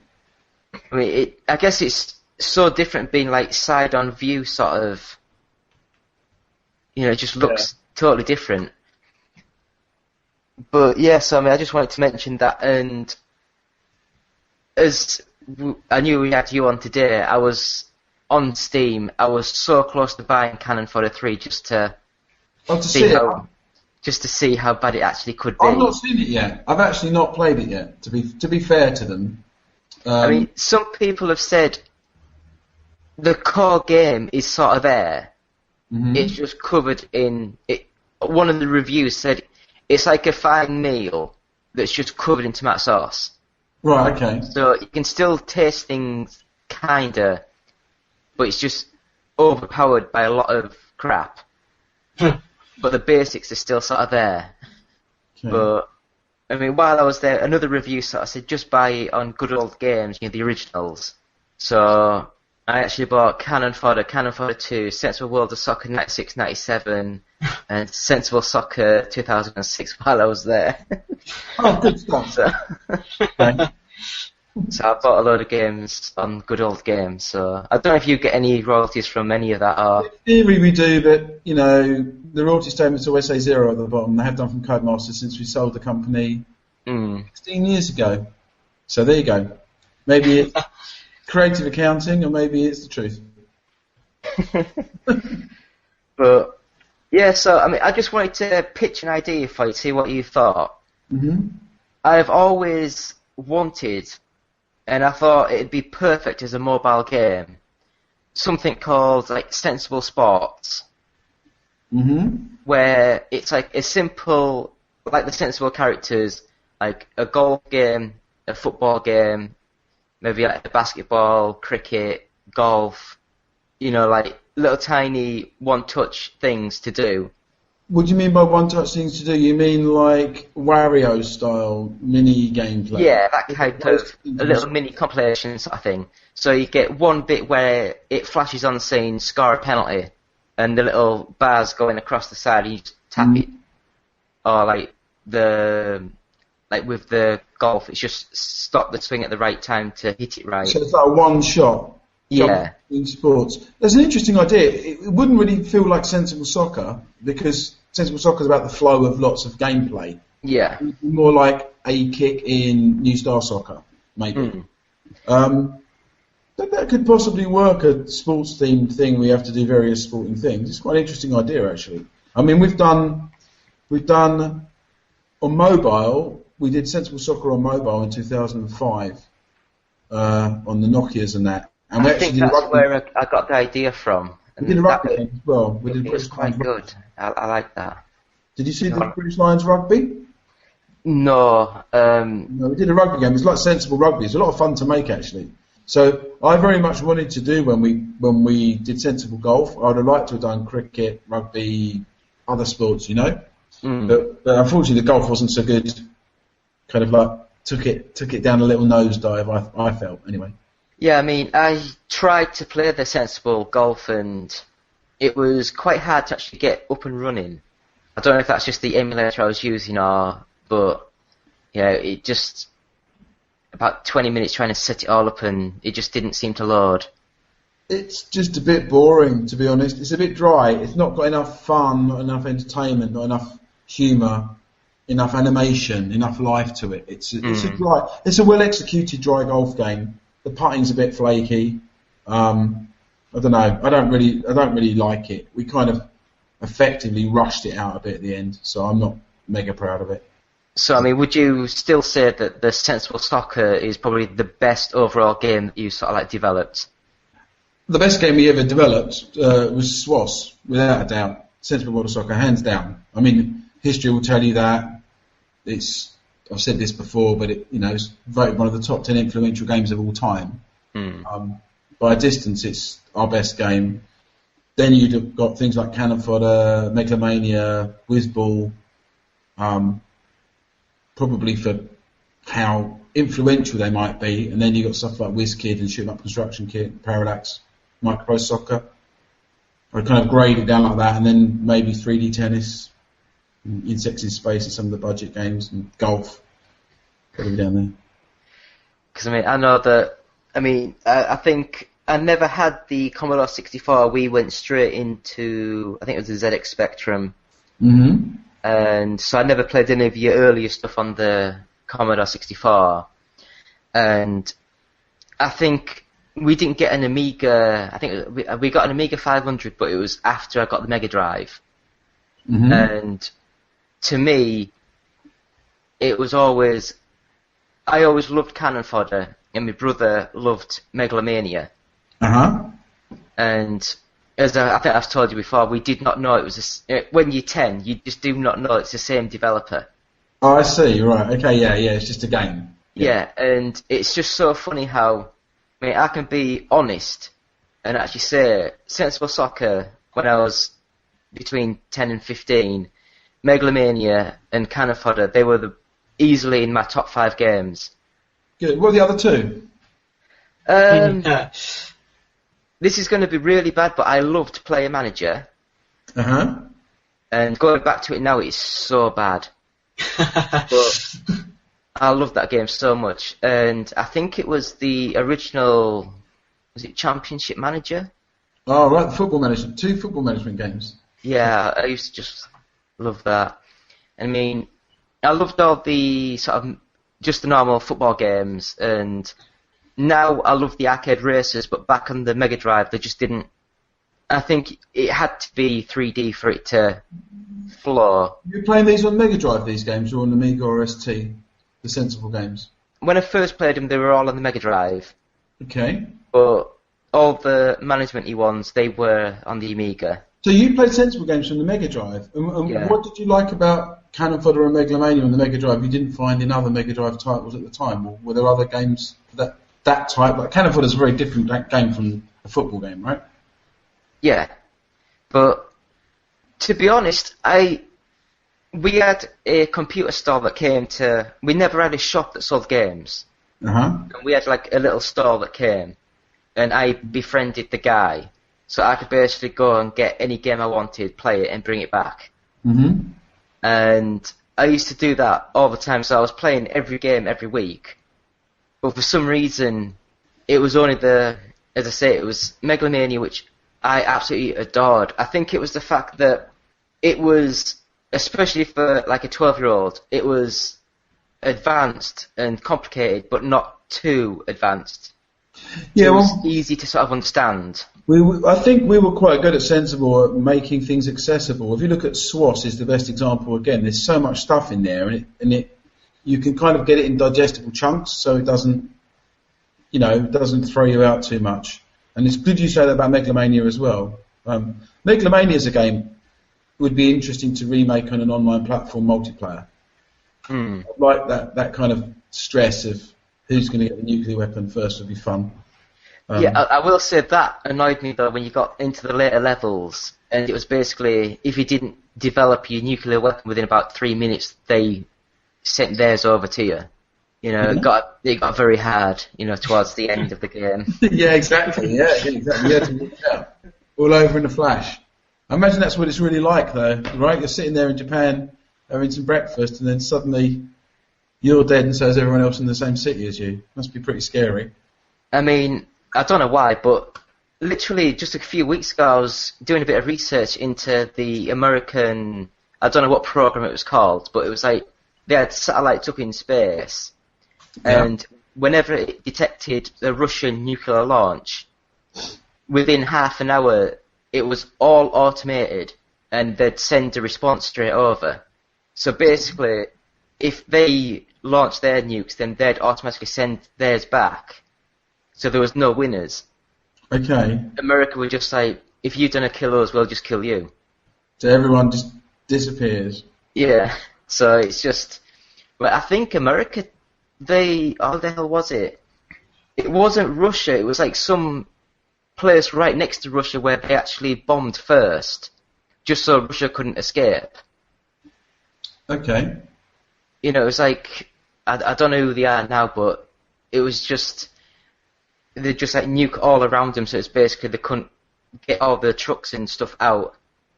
And then That's what you mean, cut off their supply routes and stuff. Yeah. So I'd hate to be one of the towns that live right next to Russia. It's just, they've done nothing wrong, but we're just going to nuke you for no reason.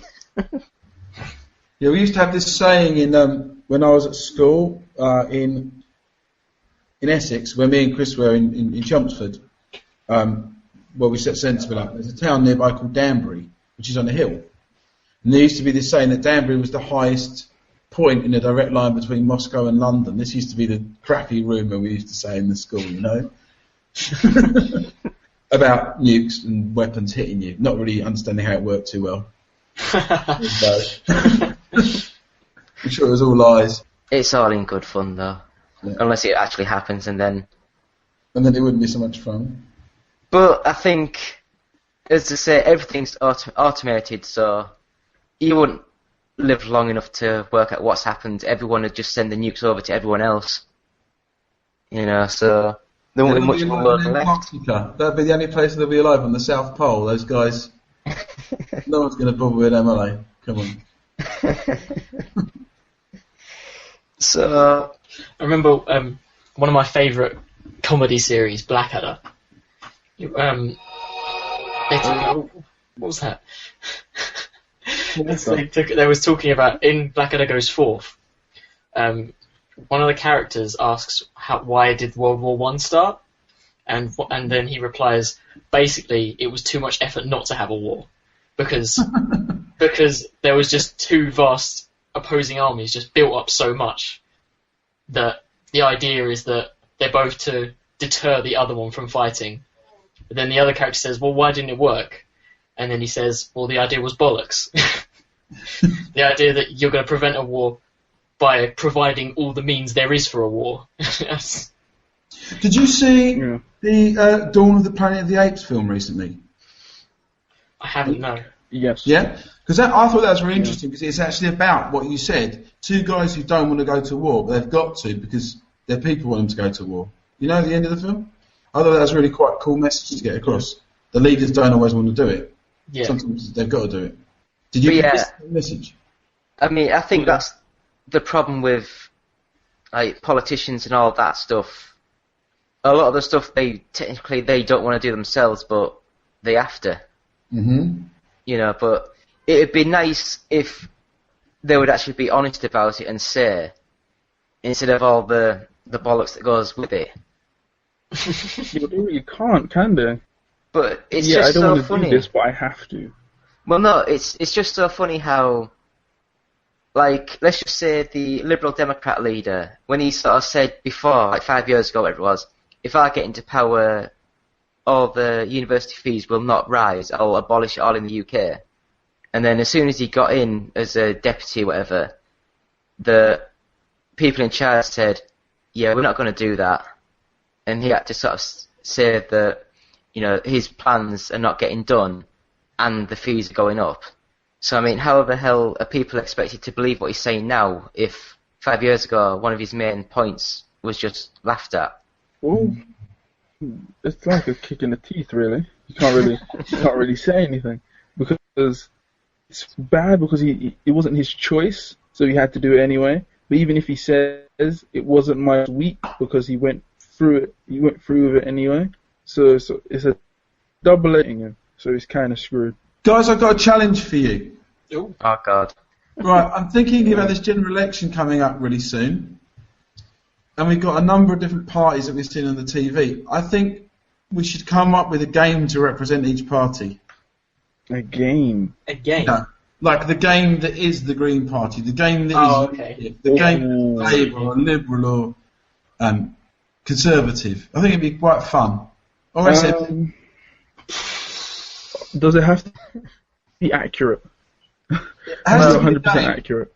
It has to be almost like a piss take for it to work well, I think. I think for the Conservative game, it's got to be FIFA because it hasn't changed in 15 years. FIFA? Yeah. I've got one. Alright, ready for this? Yeah. UKIP Uh-huh. is Bioshock Infinite. Because in it, Explain. they create a country made of white people Uh-huh. hating everyone else and trying to take off a rise above everyone else. If that Okay. makes sense. That's it. That's it. I don't know if I should be used to that. You got that? I'm a bit of both. Basically, I was making it as they're racist. that's the basis of my points. What about Liberal? Liberal. I can see a Liberal being an indie game, but I'm not sure which one. Has there been a game lately that's come out that looked good, then it turned out to be crap? There's been plenty. You had such high hopes, and it dashed them all. Nope. Are you there, Eddie? Are you there? Yeah. Fine. I'm just trying to go through my catalogue. I can't think of one. What were you trying to think of? I'll be honest. I'm not really the voting type. No, you don't know the difference. No. It won't probably make much difference whether you vote or not. The problem is, it's like the people who you see on TV, they're not who you're really voting for. You're voting for your representative of parliament in your constituency. Yeah, exactly. But I don't have a clue who the hell man is up in Glasgow. Well, they stick leaflets through the door. They should do. Yeah, but I just chuck them out. That's why you don't know who it is. Funny. You're more for because a lot of the time they're not even going to be the ones in charge. They're not going to be the ones in charge. Well, the guy you vote for. That's why. Yeah, that's why I'm not scared of if we get a Labour government. You are scared, or because, huh? Oh no, not at all. Because everyone's government, everything's going to be bad. But honestly, look at Ed Miliband. Look at his look at his face. He looks like a guy that couldn't even understand how to make a sandwich. Like he doesn't even put on he spreads the jam on the table, rubs the bread on the table, and then says, "You made a sandwich." It's like he's not going to be in charge. He's not going to be in charge. If they win, what's going to happen is he'd be slowly removed, very silently, but he's going to be removed, and someone else is going to come on top. You think so? That's just most definitely. Because I wouldn't trust him with a piece of it. I think Nicola Sturgeon would be a better Labour leader than him. The SNP leader should make a better leader of the Labour Party than Ed. Personally, is what I think. Yeah. Mad girlfriend can't stand her. No, I can't stand her either. But I think she'd be a better Labour leader. Then, the Liberal Democrats. Now, I have nothing against them. Mm-hmm. I have nothing against them.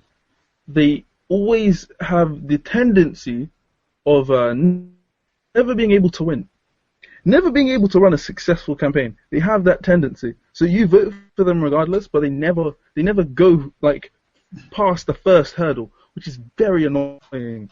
Well, also they've been held back for years by this stupid first past the post system, right? Because Yeah. without proportional representation, the biggest problem we've got is that constituency, in my opinion, constituency votes are good for local government. So you vote for the guy you want locally to run your town or whatever. That's fine. But the party you're working for should almost be, for the government, should be something separate. I think it should be just straight percentage of votes. Just, totally. It would be a lot fairer. Yeah. I mean, they were saying. I think I heard on the news that if the red ones, whoever they are, if they want to get in, The red ones. is it The red ones are Labour? Labour. The red ones are Labour, I think.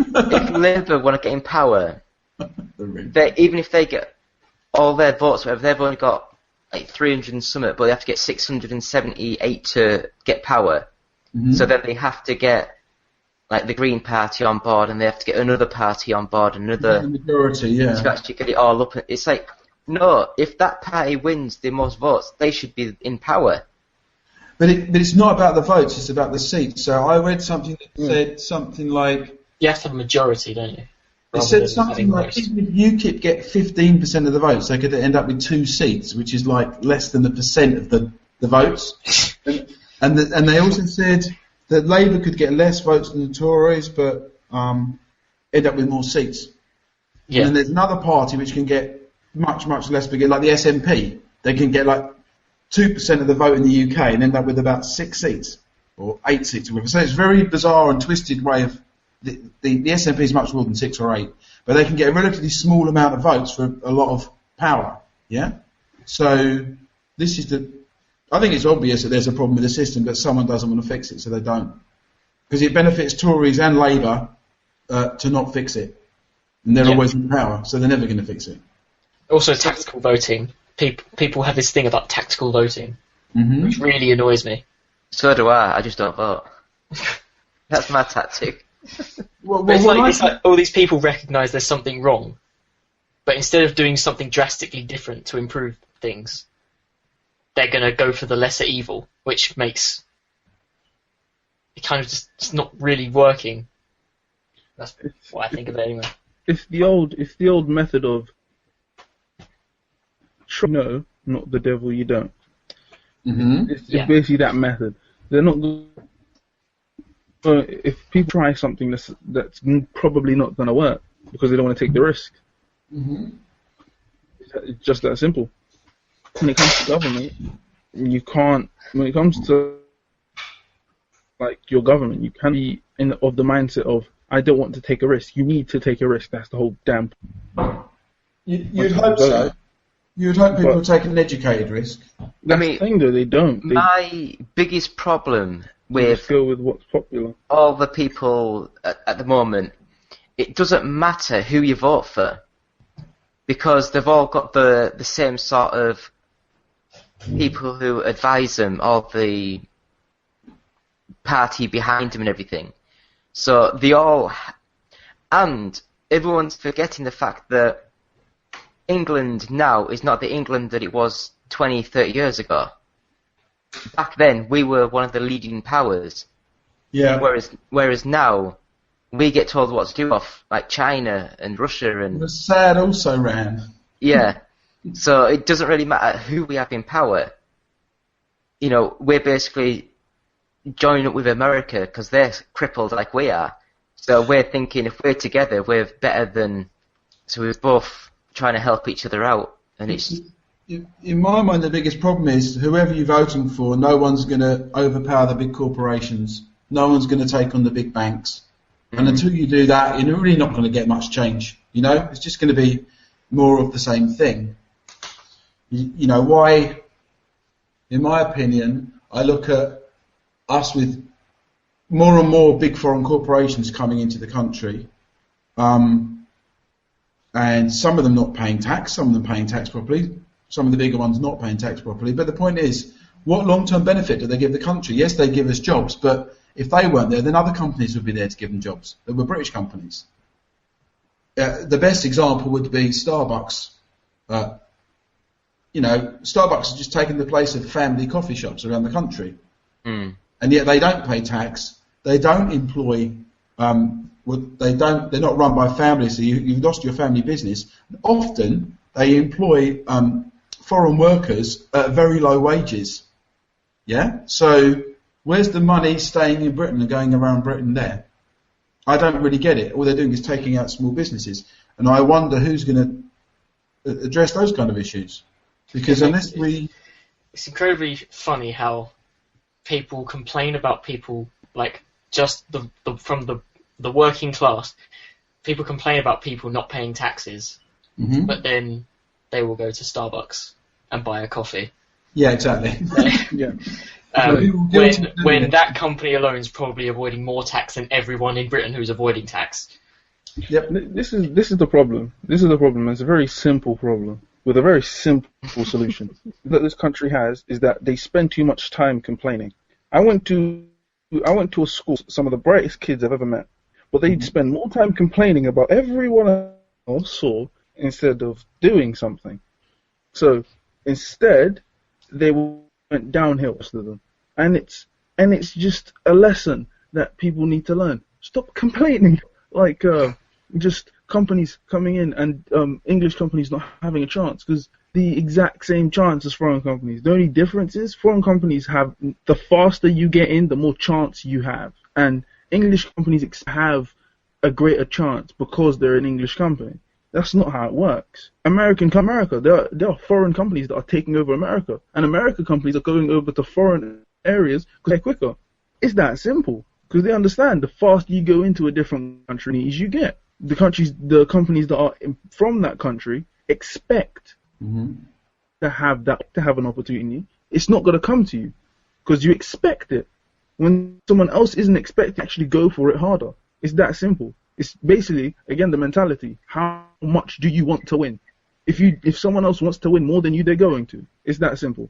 If a country or a nation of people cannot understand that one rule, people that do are going to take advantage of it, whether we like it or not. And no matter how many times we complain and start looking at the world and saying it's unfair, it may be unfair, but you're letting it happen. Yeah, but how do you... the people that Okay, I take what you're saying, but without resorting to violence, how do you actually get a change in the system? In other words, if you wanted to block companies coming in, right, if you said we want the British companies to be dominant and we're blocking foreign companies coming in certain areas, obviously not everybody, but to try and get some balance, who is wanting those companies to be there? Well, obviously, they're quite good if you run a retail site because they're quite solid, reliable payers. They've got a lot of cash in the bank, right? So, if you're setting up a big new retail place, you're going to love these companies because they're going to provide 80% of your custom.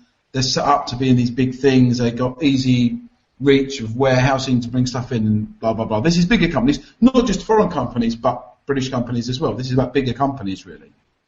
So the guys with the bigger money like these guys because they're reliable, rather than those little guys who might let them down, who might do something like that. Who they don't know them so well. They're not so solid.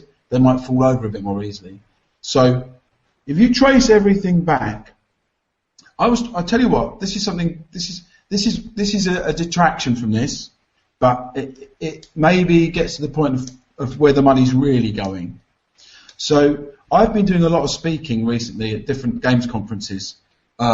Yesterday I was in Belfast for a couple of days, Thursday, Friday, talking there. Last weekend I was in Dubrovnik in Croatia talking, and 2 weeks before that I was in Tallinn in Estonia. And it's really good. You know the kind of games conferences are where everyone speaks and everyone listens and claps at the end, unless you're totally useless. And I've been noticing for ages that there's so many conferences, and yet the speakers very rarely get paid. Most of us never get paid. I don't know if you know that. We get paid our expenses for hotels and flights, but not for the actual time spent speaking. Okay? So there are some exceptions, but the majority don't get paid. So you might have a conference with 50 speakers and only 1 or 2 at most will get paid, the rest will be free. Okay?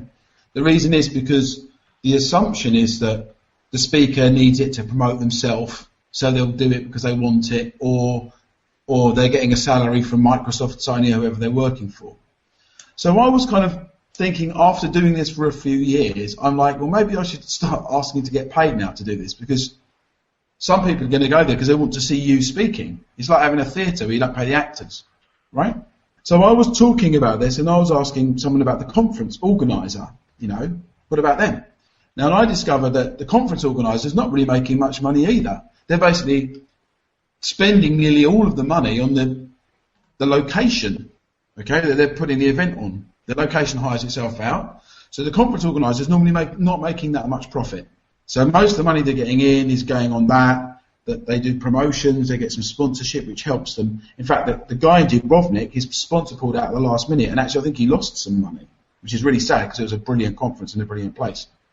Recommend everyone to go there if you ever want to go somewhere good. It's great, just for a holiday on the coast in sunshine. Anyway, so then I was thinking, well, so if the money's going down to the building, effectively, who are hiring it out, the people who own the building, where's their money going? Well, if you think about it, most of these buildings must cost a fortune to make, right? So they probably made the money by borrowing money off of banks and financial institutions to build it in the first place. And so the money's really going back to these guys to pay the interest off on the building. Do you understand me? Yeah.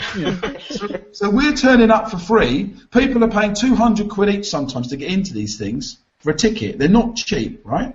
Everyone doing this stuff is doing it almost for free. And virtually all the money is going down a chain with people taking out little bits, but most of it is just going to finance companies paying for the people borrow money off to make a building.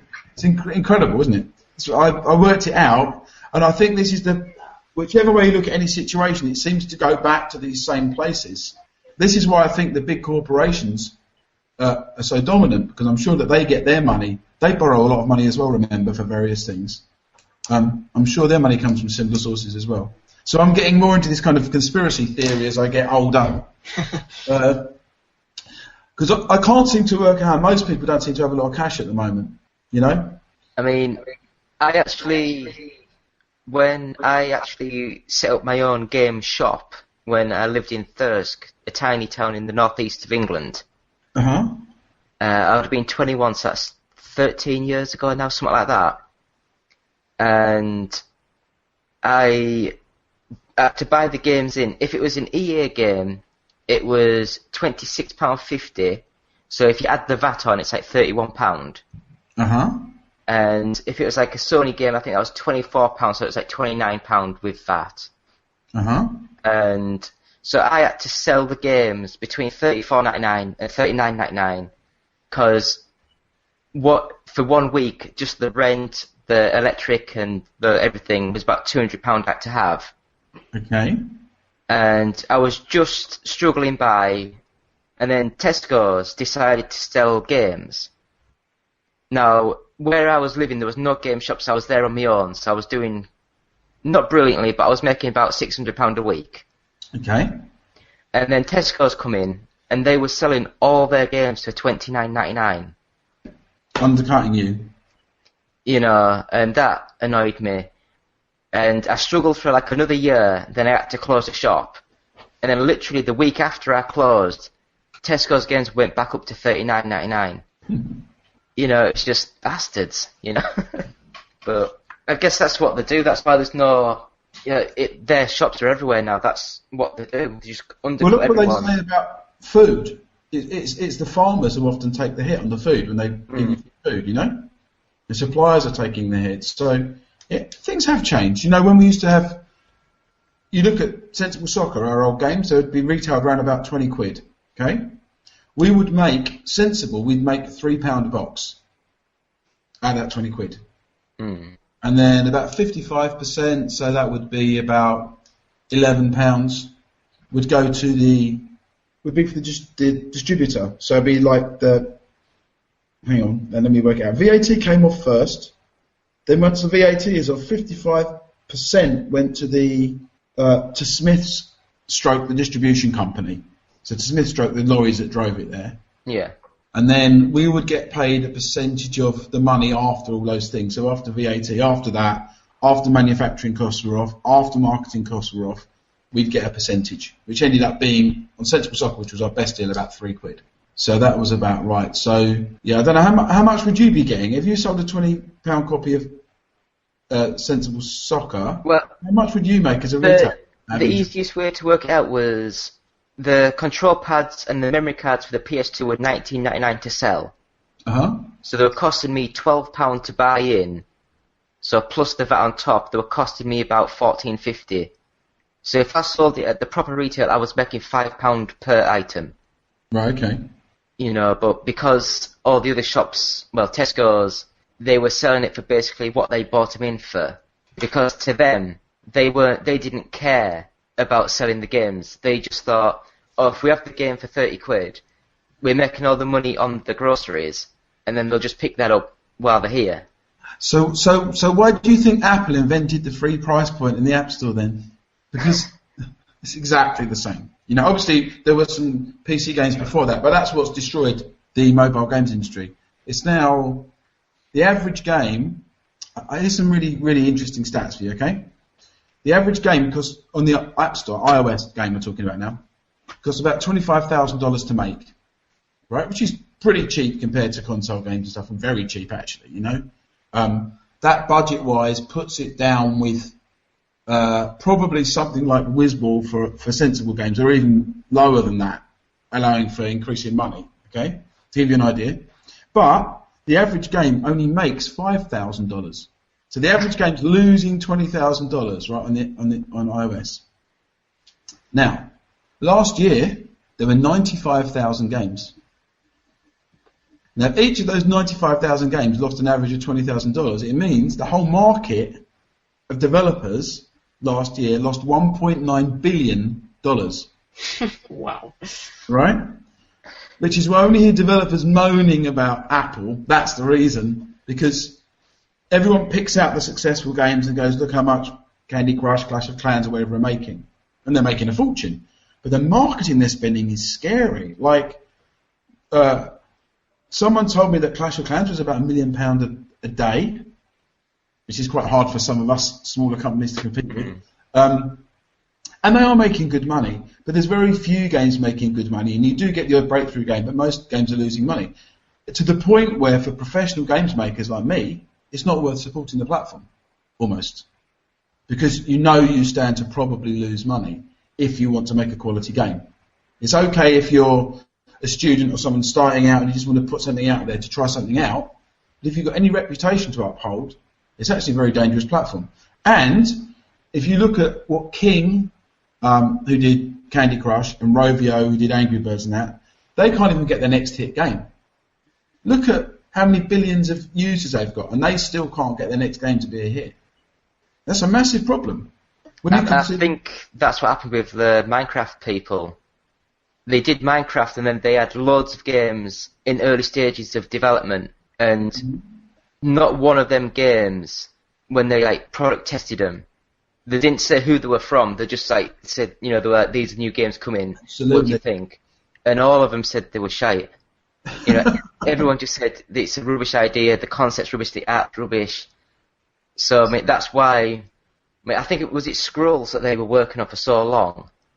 Yeah, they work on Scrolls for years. And it eventually just got scrapped because, you know, it's just no point in developing it anymore. But I don't know. It is a scary prospect because I mean, nowadays it literally is.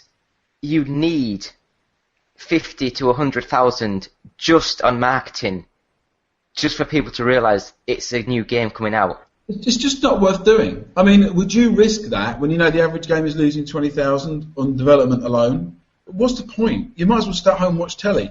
You'll actually be better off at the end of the year. Seriously. That is the problem right now. So there are some solutions. As I say, the best solutions seem to be on the smaller downloadable games on consoles and to a certain extent on PC, although Steam is getting bigger. But Steam was less than 2,000 games last year and iOS was 95,000, so it's nowhere near the scale. It's getting bigger, but it's nowhere near the scale of iOS yet, Steam, for all the scaremongering you hear. Because, I've got a friend over in America who released an Android game called Retaliate. Mm-hmm. It's like a top-down vertical shooter. and he released it on Android, and he said it got downloaded a couple of thousand times, and not one person actually paid the 69 pence, whatever it is, I can believe that. I can believe that. Yeah. To get the advert off. But he said he's actually released it, a port of it on the Roku box? Mm-hmm. The little tiny TV set-top box. Uh-huh. And he said because there's only about 15 games actually on the device, he's actually now getting a steady supply of about £30 a month from that. Wow. This should retire. This should. But yeah, you know, you're right. It's the less competition is going to make you the more money. You're right. Yeah. It's really stupid at the moment. It's become Android and iOS. It's not just iOS. Have become almost non-professional platforms. There's no business model you can guarantee. It's just a reckless gamble, really. Either a reckless gamble because you can't be discovered, or a reckless gamble on a lot of marketing money that you might not see the return on. So, yeah, there's some really sophisticated machines to put games out there, but it's a different kind of market. Because if you ask half the people in the world who made Angry Birds, I'm sure they think the answer is Apple, right? Do you think so? I don't know. Probably. I'm pretty sure most people would just say I have. Yeah, exactly. Whereas if you look at why did people buy Cannon Fodder, that's because Sensible Software was a named developer at the time. Because we'd had hit games before. Or even why did they buy Megalomania? Because we had a name. You know, artists built names about establishing yourself as a name, whether it be King or Rovio or whoever. This is the normal way we sell music, books, film, anything. For some reason in games it's hard, it's broken at the moment. The hardware companies have kind of sabotaged it. There's very few there's very few companies, even publishers, with maybe the exception of EA, that's got a brand that means anything. Oh, I suppose you could also include Amazon, Google and stuff. But these bigger brands are hogging all the headlines now from the makers, I think. That's why you got the problem. I mean, to me, I actually got hold of a program called Construct 2, which, I mean, I'll be honest, I'm just above the level for retardation. You know, That's very generous for yourself. Yeah. Wow. And I've tried to have other coding softwares where it says you don't need to learn C++ or whatever, but when it loads up it's just loads of text and colours and I'm lost. But this program, I've got a mate who lives in South Korea and he was giving me ideas to try. He's made 2 iOS games and I literally had 5 hours with this program. I made a single screen platform game where a little cat with animation could walk left or right and jump across the platform, jump over enemies, jump into balloons, and if you hit the balloon disappeared, so you could collect the balloons, and then if you got to the end of the stage where there's a tree, or if you fell off the stage, your character reset back at the start. And he was absolutely amazed that I was able to do that in about 5 hours. And he said something like that had taken him to code it all from start to finish about 3-4 weeks.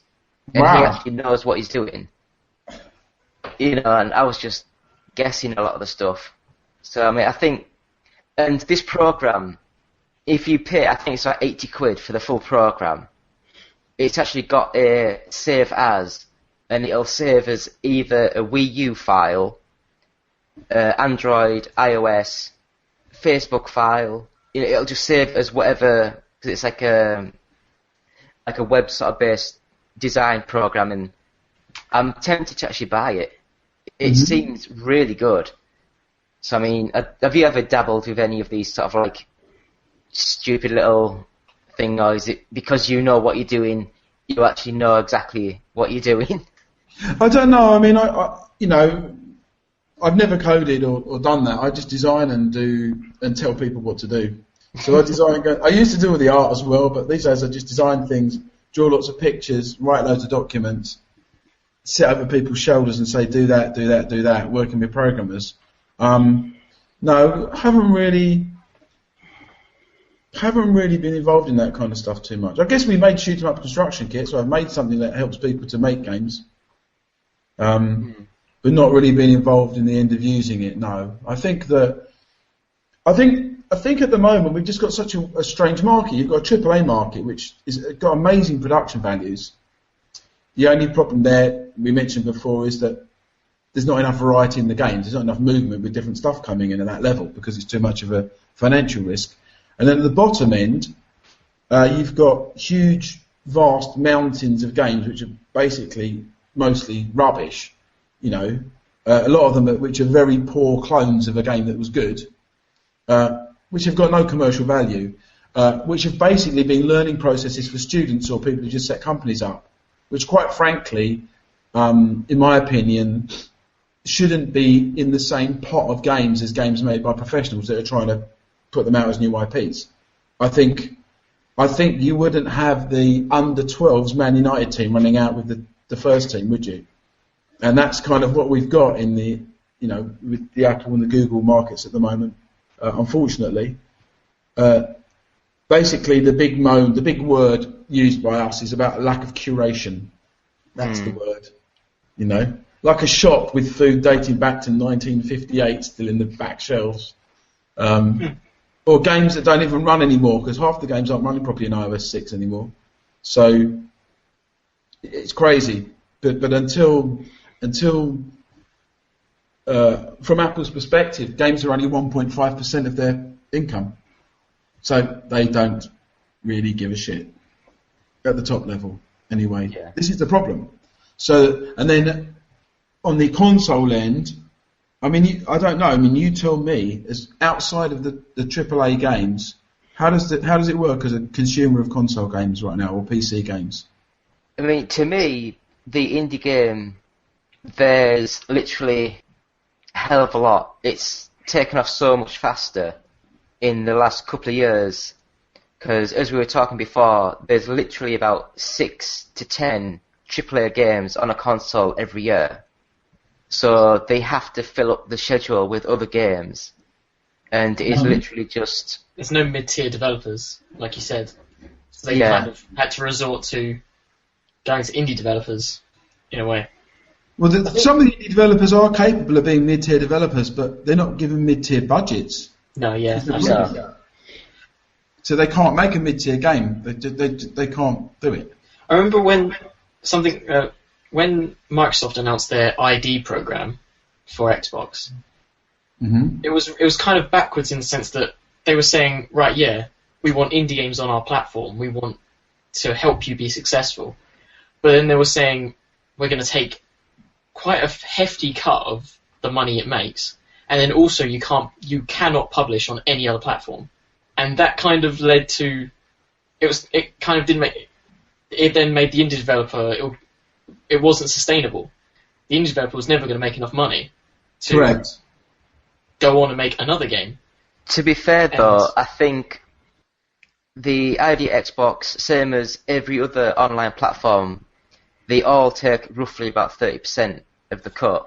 That's fine. The 30% is not the problem. The biggest problem is if they ask for exclusivity on the development without paying in advance. So we used to get advances against, when we made any of our old games, about 2 or 3 months in, we'd take a demo to show publishers.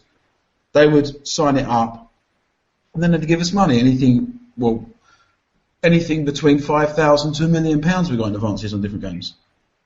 Okay, so that would just totally support our business during the development phase.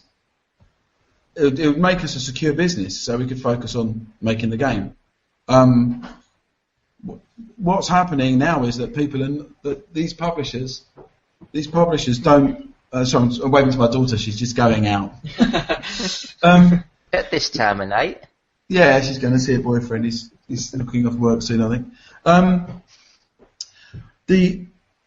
Where was I? Yeah, these days the games are often financed by government funding or by private investors putting money in, not by publishers anymore. The money's not held by publishing companies ready to take titles anymore. So people have to jump through a lot more hoops just to get finance. And as you said, you might go for the deal where someone will give you support on their platform, but not really pay enough money to survive, and not let you go on another platform, which is But I mean, stock. It's not ideal.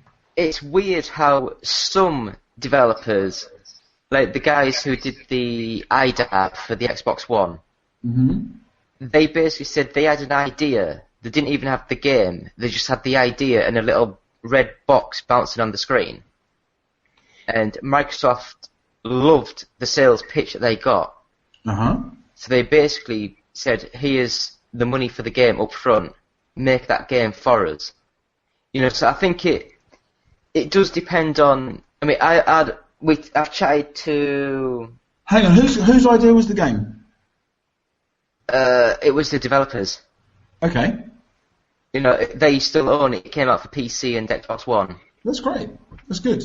You know, and it's like, I know Brian, who's from Image and Form, who did the SteamWorld Dig. And they were saying they were having a lot of trouble getting SteamWorld Dig on the Xbox One because of as what Zach was saying, it can't be published on another platform first. And I was talking to him and I said, well, I know there's ways around it. If you basically say we've added an exclusive level set, like an extra 10 levels or something stupid, then it's a different product.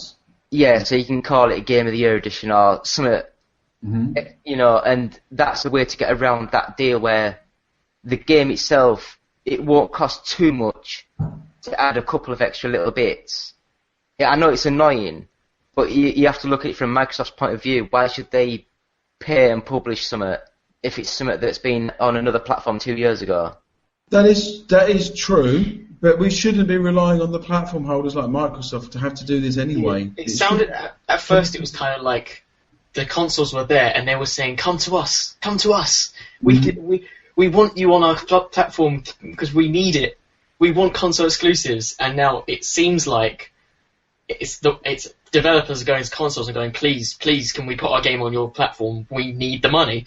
And then consoles are kind of like, yeah, but you know what? We'll give you a quarter of the money, or we'll give you however amount it makes a profit. We're not going to give you the money up front.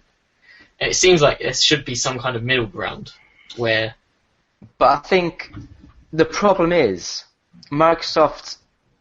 They're coming off the back of the 360, which was probably the greatest ever downloadable service on a console of all time with Xbox Live.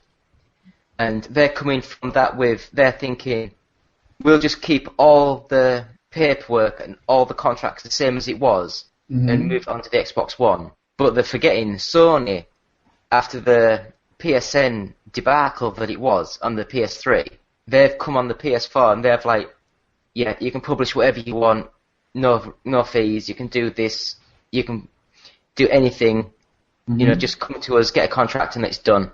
You can put it up whenever you want, charge for your own downloads, charge for all your DLC, do whatever you want. So because of that, and because none of the platforms were backwards compatible, then everyone's just gone straight to Sony because they don't have to pay all the fees.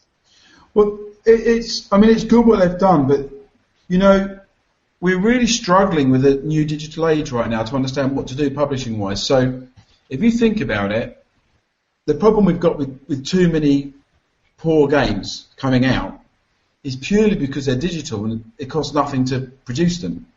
Whereas in the old days, if we went to any of the old games publishers, that little cannon fodder box you've got behind you there on the windowsill, or Megalomania, the Mega Drive ones, right? Yep. So bring it forward a minute. Bring it to camera. Bring them on to camera. Oh, to produce the cartridges, mate. Right. So that's a cartridge, right? Is that a cartridge or is that a disc? Cartridge.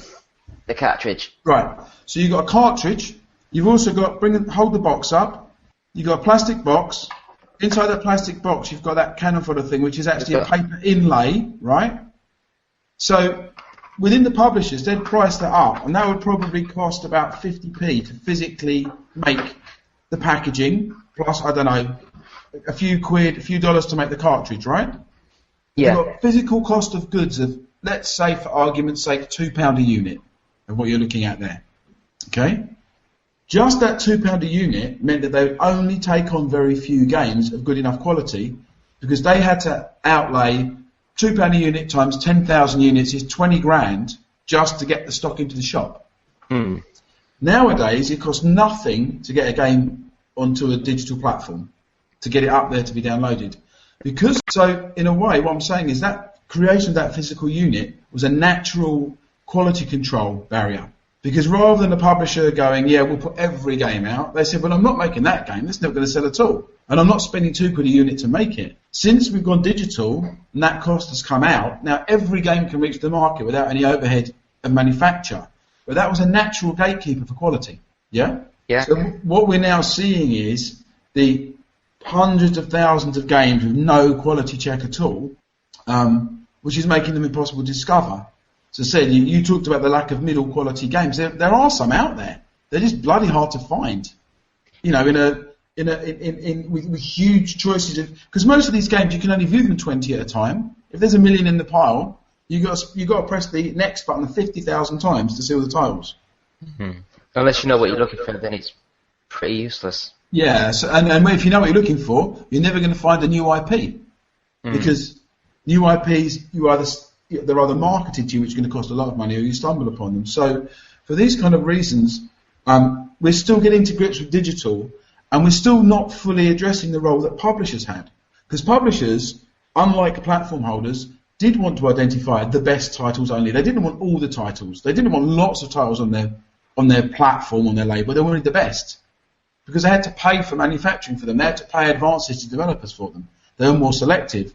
Whereas platform holders are different. In the digital age, they want as much as possible. Apple want to sell their hardware. They don't care about the software, right? So their total business model was entirely different to a publisher like Virgin or Renegade or even like LucasArts or Activision or any of these guys. They've got a different model, the hardware manufacturers. And this is what we're really seeing. And the impact of the digital age is just crystallising that. Now now you can jump the publisher. You can go from developer straight to hardware, right? Hardware company. Yeah. Cut the publisher out. The problem is no one's fulfilling the publisher role now, which is marketing, paying the developer during development, and actually selecting the best titles. Now, to give you an idea of how much has changed, I designed a game called CCTV about 5 years ago with a company called Nikotova in Ukraine. And the idea was to publish this on, I think it was the DS first, okay? And we got very, very near to signing this with Eidos, now Square Enix. We got down to the last 5 titles, and he was going to choose 3. Unfortunately, we didn't make the final 3. We got to the last 5. That 3 was selected from a pile of about 1,000 games, okay? So over the year, he went down from a huge amount of games to just about 3 to choose which went out, and all the rest were not made, or didn't get the deal and wouldn't have been finished. Nowadays, those whole 1,000 games would just go out because you don't get the publisher block going, that's not quite good enough for us to put the marketing behind to manufacture it. So the argument goes that was too against original IPs and developers like us, the console model from about 5-10 years ago, okay? But now we've got the flip side. Now we've got no gatekeeper at all. Now anyone can get involved. And actually the best model was the model we had in the home computers. When a lot of the games were getting on the platforms, a lot of the games were getting accepted, the platforms were free and open. So the Amiga and the ST were totally free to put things on. Yeah, and PC. You didn't have to jump through too many hoops. But the publishers provided the gatekeeping. And that's kind of what we're missing now. Does that make sense? Yeah. Yeah, but I understand, because I could literally spend 2-3 weeks with this game development kit and actually polish it up and add a title screen, an end credits, and a score. I could pay 80 quid, actually be able to save that as an Android file, whatever the hell it is, and then I could pay Google a £30 license fee to be able to put it up on the Android store.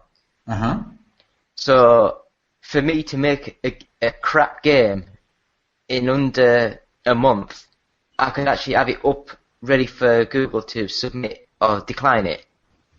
And what that cost me? About 110 quid. Yep. And that's where you get loads of hobbyist stuff on the market. You know, which to me that's a scary thing. And then you as a consumer are faced with all these games. I say that the Android and iPhone platforms are like the National Gallery full of loads of scribbles done by kids at kindergarten with like the Mona Lisa kind of buried behind this pile of paper somewhere on a wall. And the real problem is there are some really, really good young new developers out there. They really do exist. There's quite a few. I see quite a lot of games all the time. I work with a lot of universities and go around seeing lots of things at shows and stuff. But they find it very hard to get their games discovered in this current model. The losers are the good guys amidst all this crap. But they're the people who are losing. And interestingly, the guys who are winning at the moment, I spoke to a guy from a company called Wales Interactive at the weekend, who have just started to make waves on some downloadable console stuff. And they're doing well because they're in platforms where there's not so much challenge. You know, some of those platforms have only got 240 games on them at all. You know? So there you've got a chance of being discovered. When we put Sensible Soccer out, there were 1,000 games released in the Amiga that year. 1,000 games on a platform is normal a year. It's the right number. 95 is just bonkers. And 250 is amazingly low, which gives you a good chance to be discovered. You know, but all consumers really want is everything is a filter. You wouldn't want to go into a restaurant and have all the food everyone down the street made the day for their families, half of which people can't cook properly, that you can choose from. You'd want the natural filter right on the menu. We're in an uncharted territory of crap available to choose from at the moment. I think the main problem is to be able to filter the crap from the cream. It takes a hell of a lot of manpower, and the on the online portal. On iTunes, well, the guys at iTunes are going crazy at Apple at the moment. They're just drowning in games. You can imagine. You know, they just can't play and test every single thing that's coming through. So it's just like they've waved their little white flag, and it's just like, come on, just send them through. Yeah, it's exactly what's happened. It's just too much for them to handle. And they could handle it a different way, but then they would put people off buying all the hardware to make the games. And they don't want to do that. But so, I mean, people thought about it negatively when Steam, when they sort of said the greenlight process, when they changed it from being free to, I think you had to pay, was it £300 to get your game up on Steam Greenlight, which, although it's quite a chunk of money for us, if you are a game developer of any pedigree and you want to get on Steam, £300 shouldn't be too bad. It's nothing. It's absolutely nothing. You know, and I mean, if you're worried about £300, maybe you shouldn't be making games.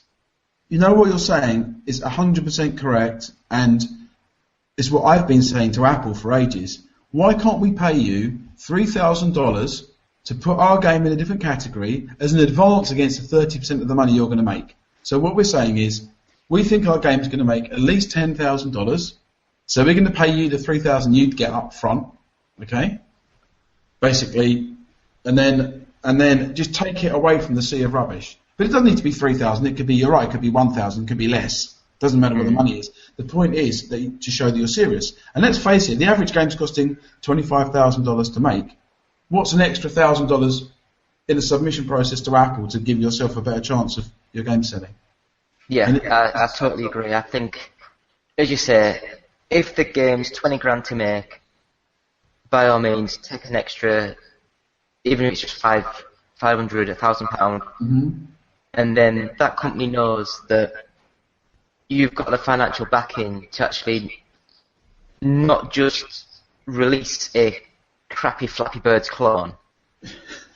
Yeah, you know, it's actually going to be a full-featured game. Well, this is the problem, is the clones. So many of the games are clones, they've got no commercial value. I mean, making a clone of a game and making the clone even worse than the original, this has got no value.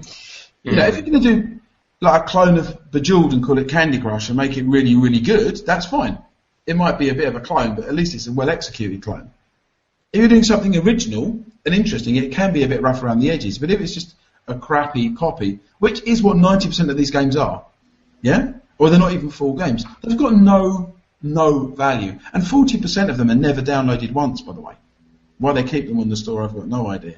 So I would like to see it tiered like bronze, silver and gold games, like a lot of budget companies did for games over the years, yeah? Like bronze, the bronze game, the silver game, the gold game. Do you know what I mean? The different tiers of quality?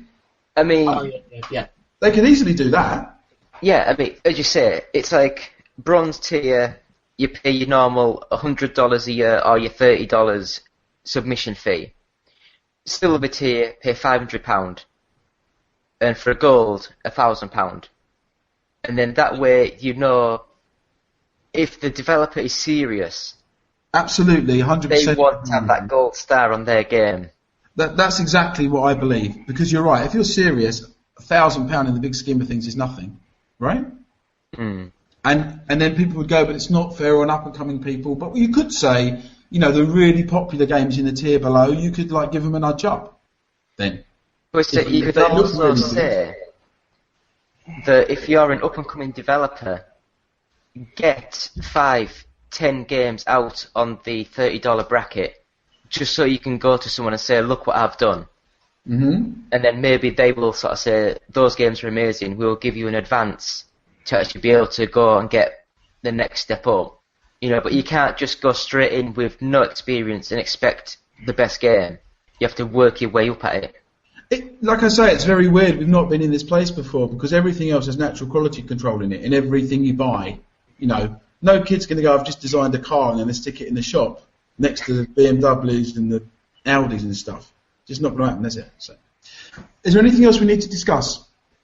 I'm mindful of the time. Yeah, I think what we're going to do is we'll put part 1 up this week and part 2 up next week because... So far, what, 5 hours has it been so far? 5.5 hours? It's got to be 6 hours. 3, 4, 5... 6 hours. It's about 6 hours. Yeah. So, yeah, I mean, it's been an absolute pleasure, John, as always. It's been great just chatting. Been very, very fun, yeah. You know, it's... Yeah, it's great to talk to you, John. We actually had someone on yesterday who... is actually, I don't know if you know the company Running with Scissors. What game do they do? I do know them. They do the Postal series. Oh, right, okay, yeah. And I told them, well, I told the guy he needs to play Cannon Fodder because he's American, so he's not he's not heard of the Amiga. So I've told him he had to go get Cannon Fodder because I believe he would love that game. Okay, I hope he does. Yeah, but yeah, it's great talking with people who actually speak what they want to say. Hey, I do that all the time. Well, no, I'm not. It's nice to talk to someone less in interview format and just... More as a chat, just like banter. What's going on, yeah. It's important to discuss what's going on now because we're at a very strange time and, you know, I think in 2 or 3 years' time we'll be in a much better place for games. I think we're in a weird little interim period right now. Yeah. Actually. It can't get any worse. Not from here. I think you're wrong there, Eddie. I think it can get worse.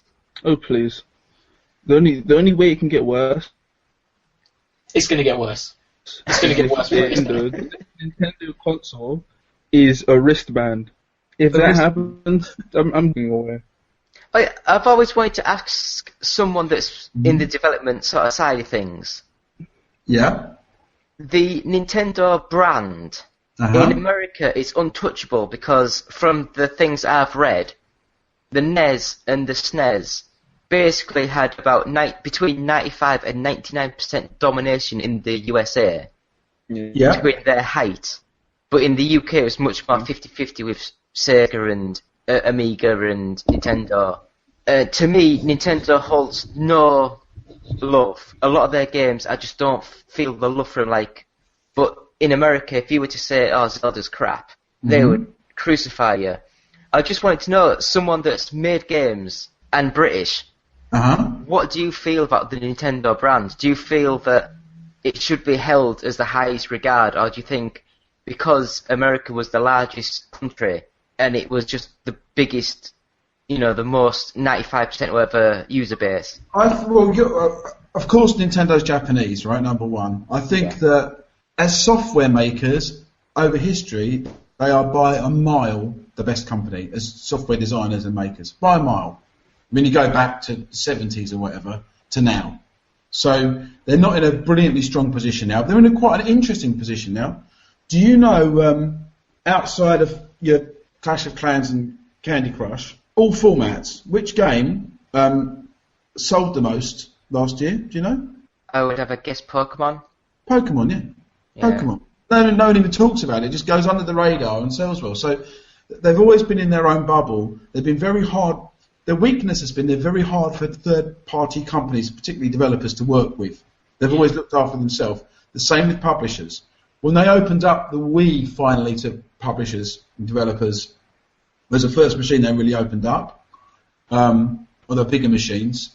When it came to manufacturing, there were still only 2 factories that could manufacture it, and at that big Christmas for Wii games, a lot of the publishers had to pay up front for cartridges, something like 20,000 cartridges at a time, which was quite a lot of money, times the amount of dollars it was. And they weren't getting the cartridges, some of them, until after Christmas because there was such a backlog. And Nintendo again reverted to type and just looked after themselves. So they're quite a selfish company. America didn't really experience home computers like we did in the 80s and 90s because, like you said, it was all NES or VCS. Atari VCS had been the other thing that dominated. But I think that Nintendo has always been for us in the UK not quite mainstream, but like quite cool thing. But I think the always thought it was quite cool. And obviously, I'm not saying it was a minor, but it's I think that the perception in the UK would be that maybe Sony's always dominated slightly over Nintendo as a format, and I thought PlayStation. I don't even know if you agree. But yeah, I think that even so, the Nintendo DS is huge everywhere, including the UK. Absolutely. It's like if they bring out a new one every 2 years, or maybe even less than that, and it just sells millions and millions and millions and millions. And I love my 3DS. I think the games on there are absolutely fantastic. I think Nintendo play their own games, so everyone's playing one game against each other, and Nintendo just seem to play their own game in their own little corner all the time. Yeah. That's kind of what they're doing now. So they'll still be around in some way. The only thing that might happen is they may be acquired at some point if some of the older guys at the top get tired of Nintendo. But they just seem to be so fiercely independent. I've got enormous respect for them, and I'm glad that they're there in a way.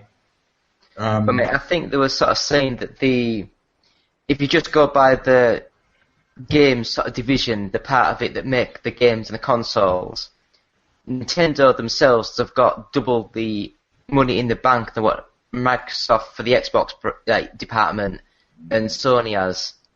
And that's Sony as a whole company, not just the PlayStation division. So I don't think Nintendo are going anywhere anytime soon. No, they're not. It's just, it depends on, I think they'll slowly move into the mobile development sort of scene, and then they'll see where that goes. I don't know if they will move into mobile. I think they're waiting for it to pass. And I think the fad is past. They've already announced that they're making mobile games. Yeah, they're going into it.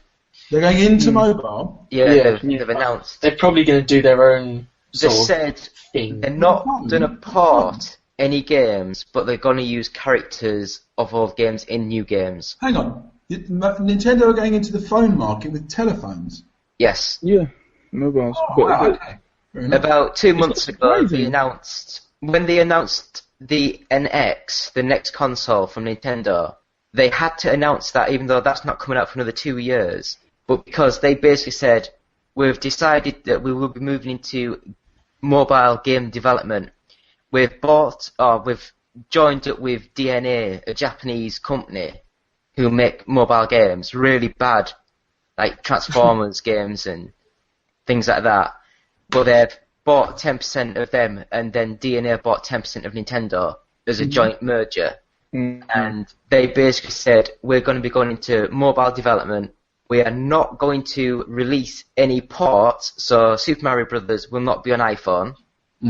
But they said they are going to use existing characters in new games. So there's going to be a Mario game, but it's not going to be...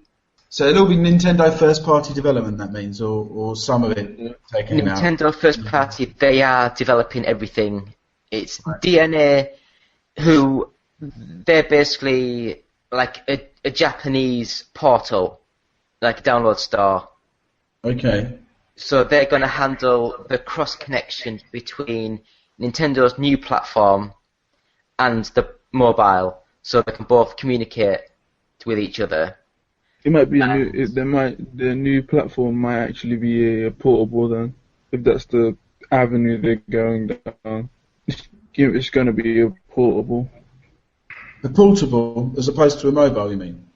Yeah, because if they want to go into the mobile space, they're going to have to use a portable device, basically. They're not going to be able to use a home console, because it's for the verse, like for the world that they've made on their consoles, it won't fit. Well, no, they're not going... That's why they said that the games that are coming out on mobile are going to be completely separate to what they are in the home, you know, so... But, I mean, they've been very vague about it. They just wanted to announce the new console at the same time of saying they're going into mobile.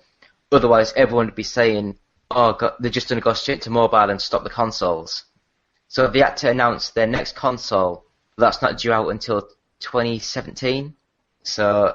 A lot of people have been saying their next console is going to be a tablet-like device that you basically use it as a DS, but when you get home, it can stream straight to the TV. Oh, that's cool. You know, so it's best of both worlds. Because at the moment, I think Nintendo's worst problem is the fact that they've got the Wii U and they've got the 3DS. And they're making games for both. They're totally different devices. Yeah, and basically they can't market it at the same time, so it's like having two completely separate devices. It's almost impossible to make a game that's going to work well on both devices because the input system's so different. And you know, we've seen the Wii and the Kinect. You know, that kind of action, moving around based stuff is kind of dying out now as a main control method. It's a gimmick. I've got to say. And I've got to go in a second, but I'll put it out there first. I actually think that virtual reality, the Oculus Rift stuff, is also in the long term going to be a gimmick. Yeah, most definitely. I was just going to say, what did you think of the Oculus Rift? Because I tried it at some event, and I put it on, and it literally just looked like you were wearing a headset with two glass pieces about like a foot from your face, so you could see two squares. And it did not immerse me one bit. I've seen enough stuff on it to know it can be immersive and it can actually really play with your head. I think that it's not practical to use in your house because you'd be knocking cups off your mum's sideboard. I think it's a great thing for live events. The specific stuff for arcades or live situations, it's quite a powerful thing to use. And it's something you only want to use for 2 or 3 minutes at a time for physical comfort. Yeah. So I think we could see a lot of great stuff happening with it, but not in people's houses. That's what I mean. Right, guys, I'm going to have to shoot off. Yep. So again, thank you, John, for coming on. Pleasure. Yeah. Happy 100th episode, by the way. Well done, guys. Brilliant. Good achievement. Thank you. Thank you. Thank you. See you, John. Okay. Yeah. Bye. You guys, bye. Bye. Hey, my name is Austin Seiko. I'm an independent game developer over here in the U.S. Just wanted to say congratulations, One Up Gaming, on 100 podcasts. Hey guys, this is Brian from Image and Form in Sweden. Congratulations on reaching 100 podcasts. That's pretty impressive. What's up, everybody, at the One Up Gaming podcast? It's Chris from Bunhouse Jingles. Just wanted to congratulate you on your 100th episode and thank you for everything. Here's to another 100. Now back to my daiquiri.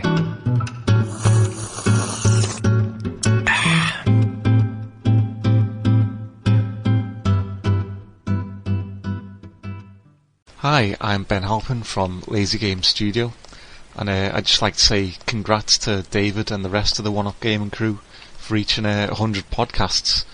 I mean, really is just simply amazing that people still listen to this.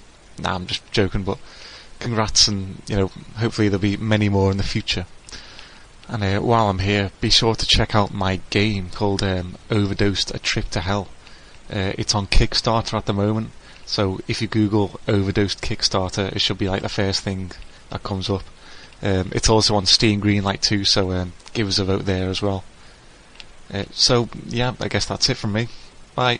Hi, this is Dean Swain from the UK's #1 retro gaming podcast show, Retro Asylum. I just wanted to say congratulations and well done to the One Up Gaming podcast show for reaching your 100th episode. Well done, guys, and here's to your next 100. Hello, this is Stephen Gurovitz, the Community Manager at Geotech, and I want to congratulate One Up Gaming on reaching 100 podcasts. We've only made it up to 19, so 100 is a big number. So well done, congratulations, and keep them coming. Coming soon to an iOS device near you, announcing Fat Cat Fly from the developer of Purr Rocket. Control Mr. Popcorn, a high-flying kitty who has only one interest: eating burgers. Visit facebook.com/fatcatfly. Coming soon in May 2015. Hey, there we go. There we go. So thank you to John for coming on there. It's been another long episode. Very long. And that was quite a variety. That was. Oh yeah. We went from politics then. We went to politics, games. It was like everywhere, man, everywhere. It was actually really good. But as I've always said before, Jon Hare, to me, is a legend, and he speaks what he thinks. Same I as, do that. Yeah, but your so opinions, does David. Your opinions mean nothing. Like, my opinions mean nothing. He's been a developer for like 20 odd years, and he's made some of the best games ever made. Yeah, but my opinions mean something. One reason. Not to me, they don't.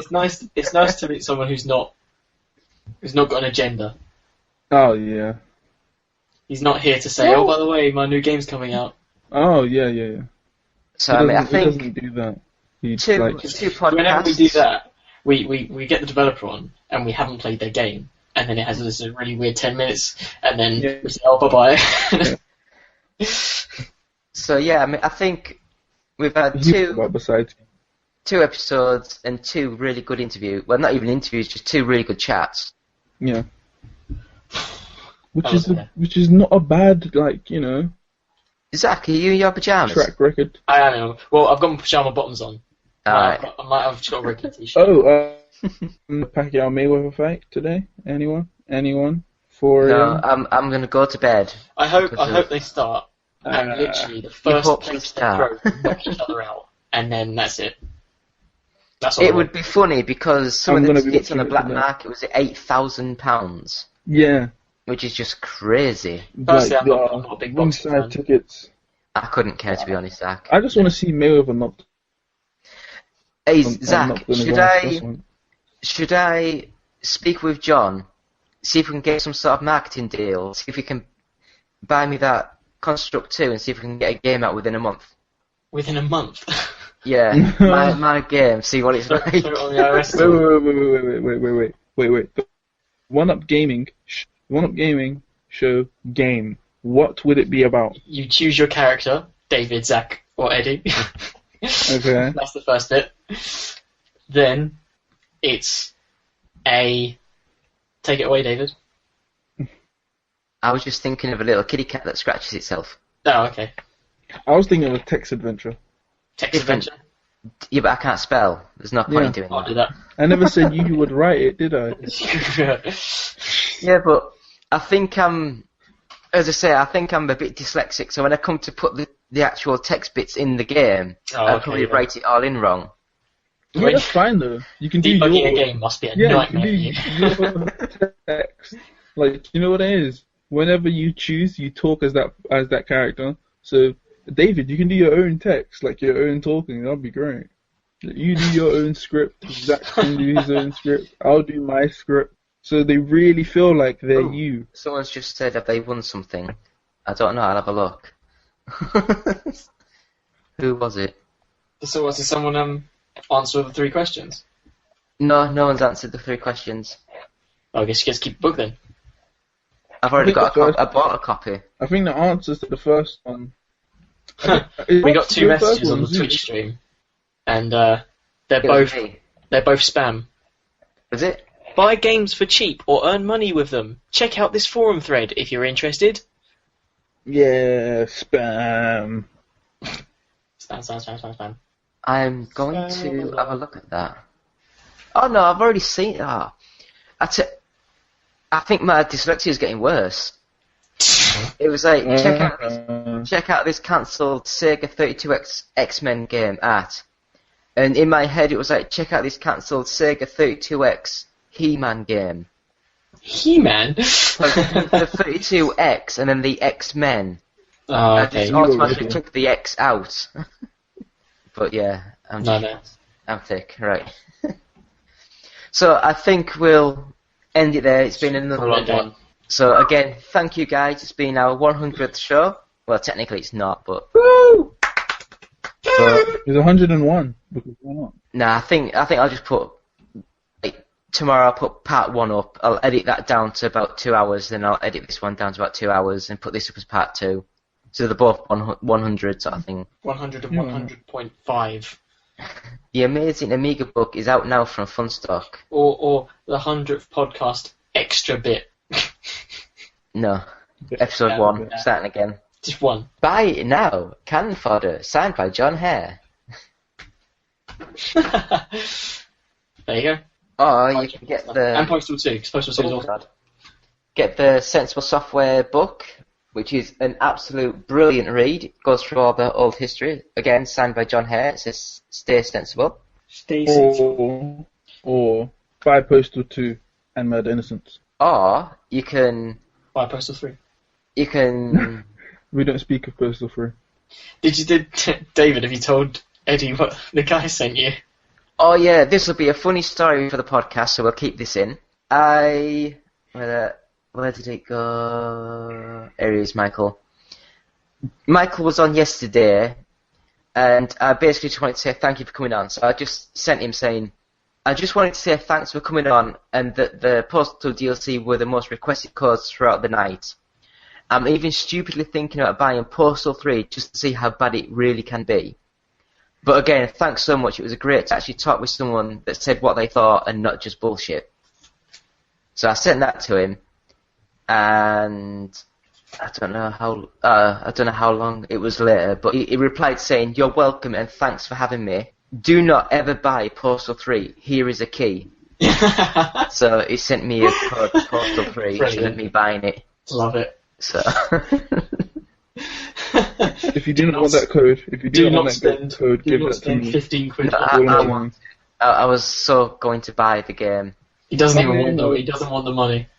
Yeah. you play it for free. Yeah, I mean, as he said, they don't. I mean, that Easter egg in that Postal 2 DLC. Have you seen it? Yeah. Where like you walk into the room and it's one of the developers of Postal 3 wearing a Postal 3 T-shirt that's hung himself.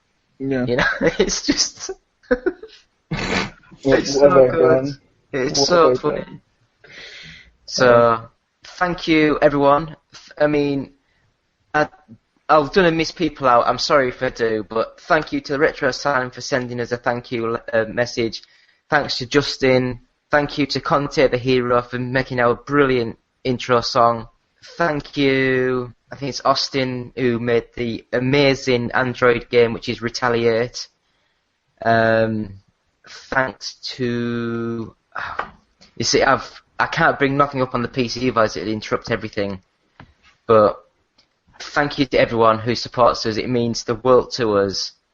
And again, thank you two for coming on, giving us basically your full weekend. It's been amazing. Thank you to Michael from Running with Scissors.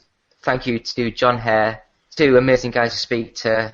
Thank you to Geek Apocalypse, which it was a bit spoiled the way it sort of ended up coming on, but I'll try and edit a bit of the interview in with him.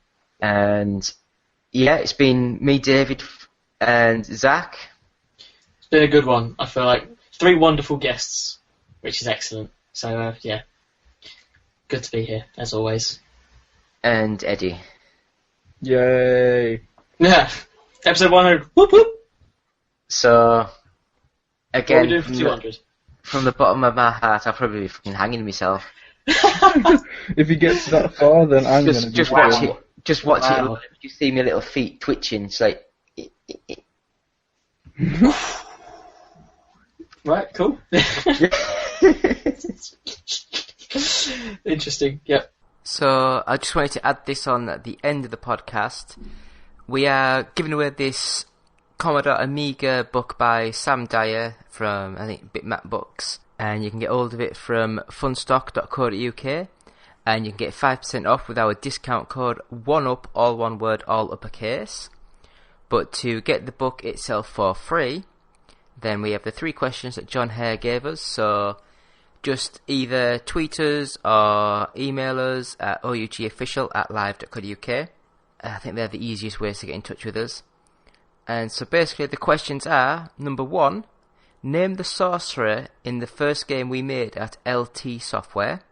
Number 2, name the cat in Whizball and WizKid. And number 3, name the Yellow King in Megalomania. So that's 3 questions. Name the sorcerer in the first game we made at LT Software. Name the cat in Whizball and WizKid. And finally, name the Yellow King in Megalomania. So thank you, John, for coming on, giving your time for us. It was amazing. Always a pleasure speaking with you. And I hope you enjoyed this. Now, these podcasts, the last 2, they've not been a good barometer of what we normally do at One Up Gaming. We normally try and keep it within an hour and a half sort of time. So these ones have been like double the length, but we thought for the 100th specials, we would get some decent people on to chat with, and I believe that's what we have done. So thank you from everyone at the One Up Gaming team. So thank you. Goodbye. Hey guys, Justin here. I just wanted to say that I've been thinking about you.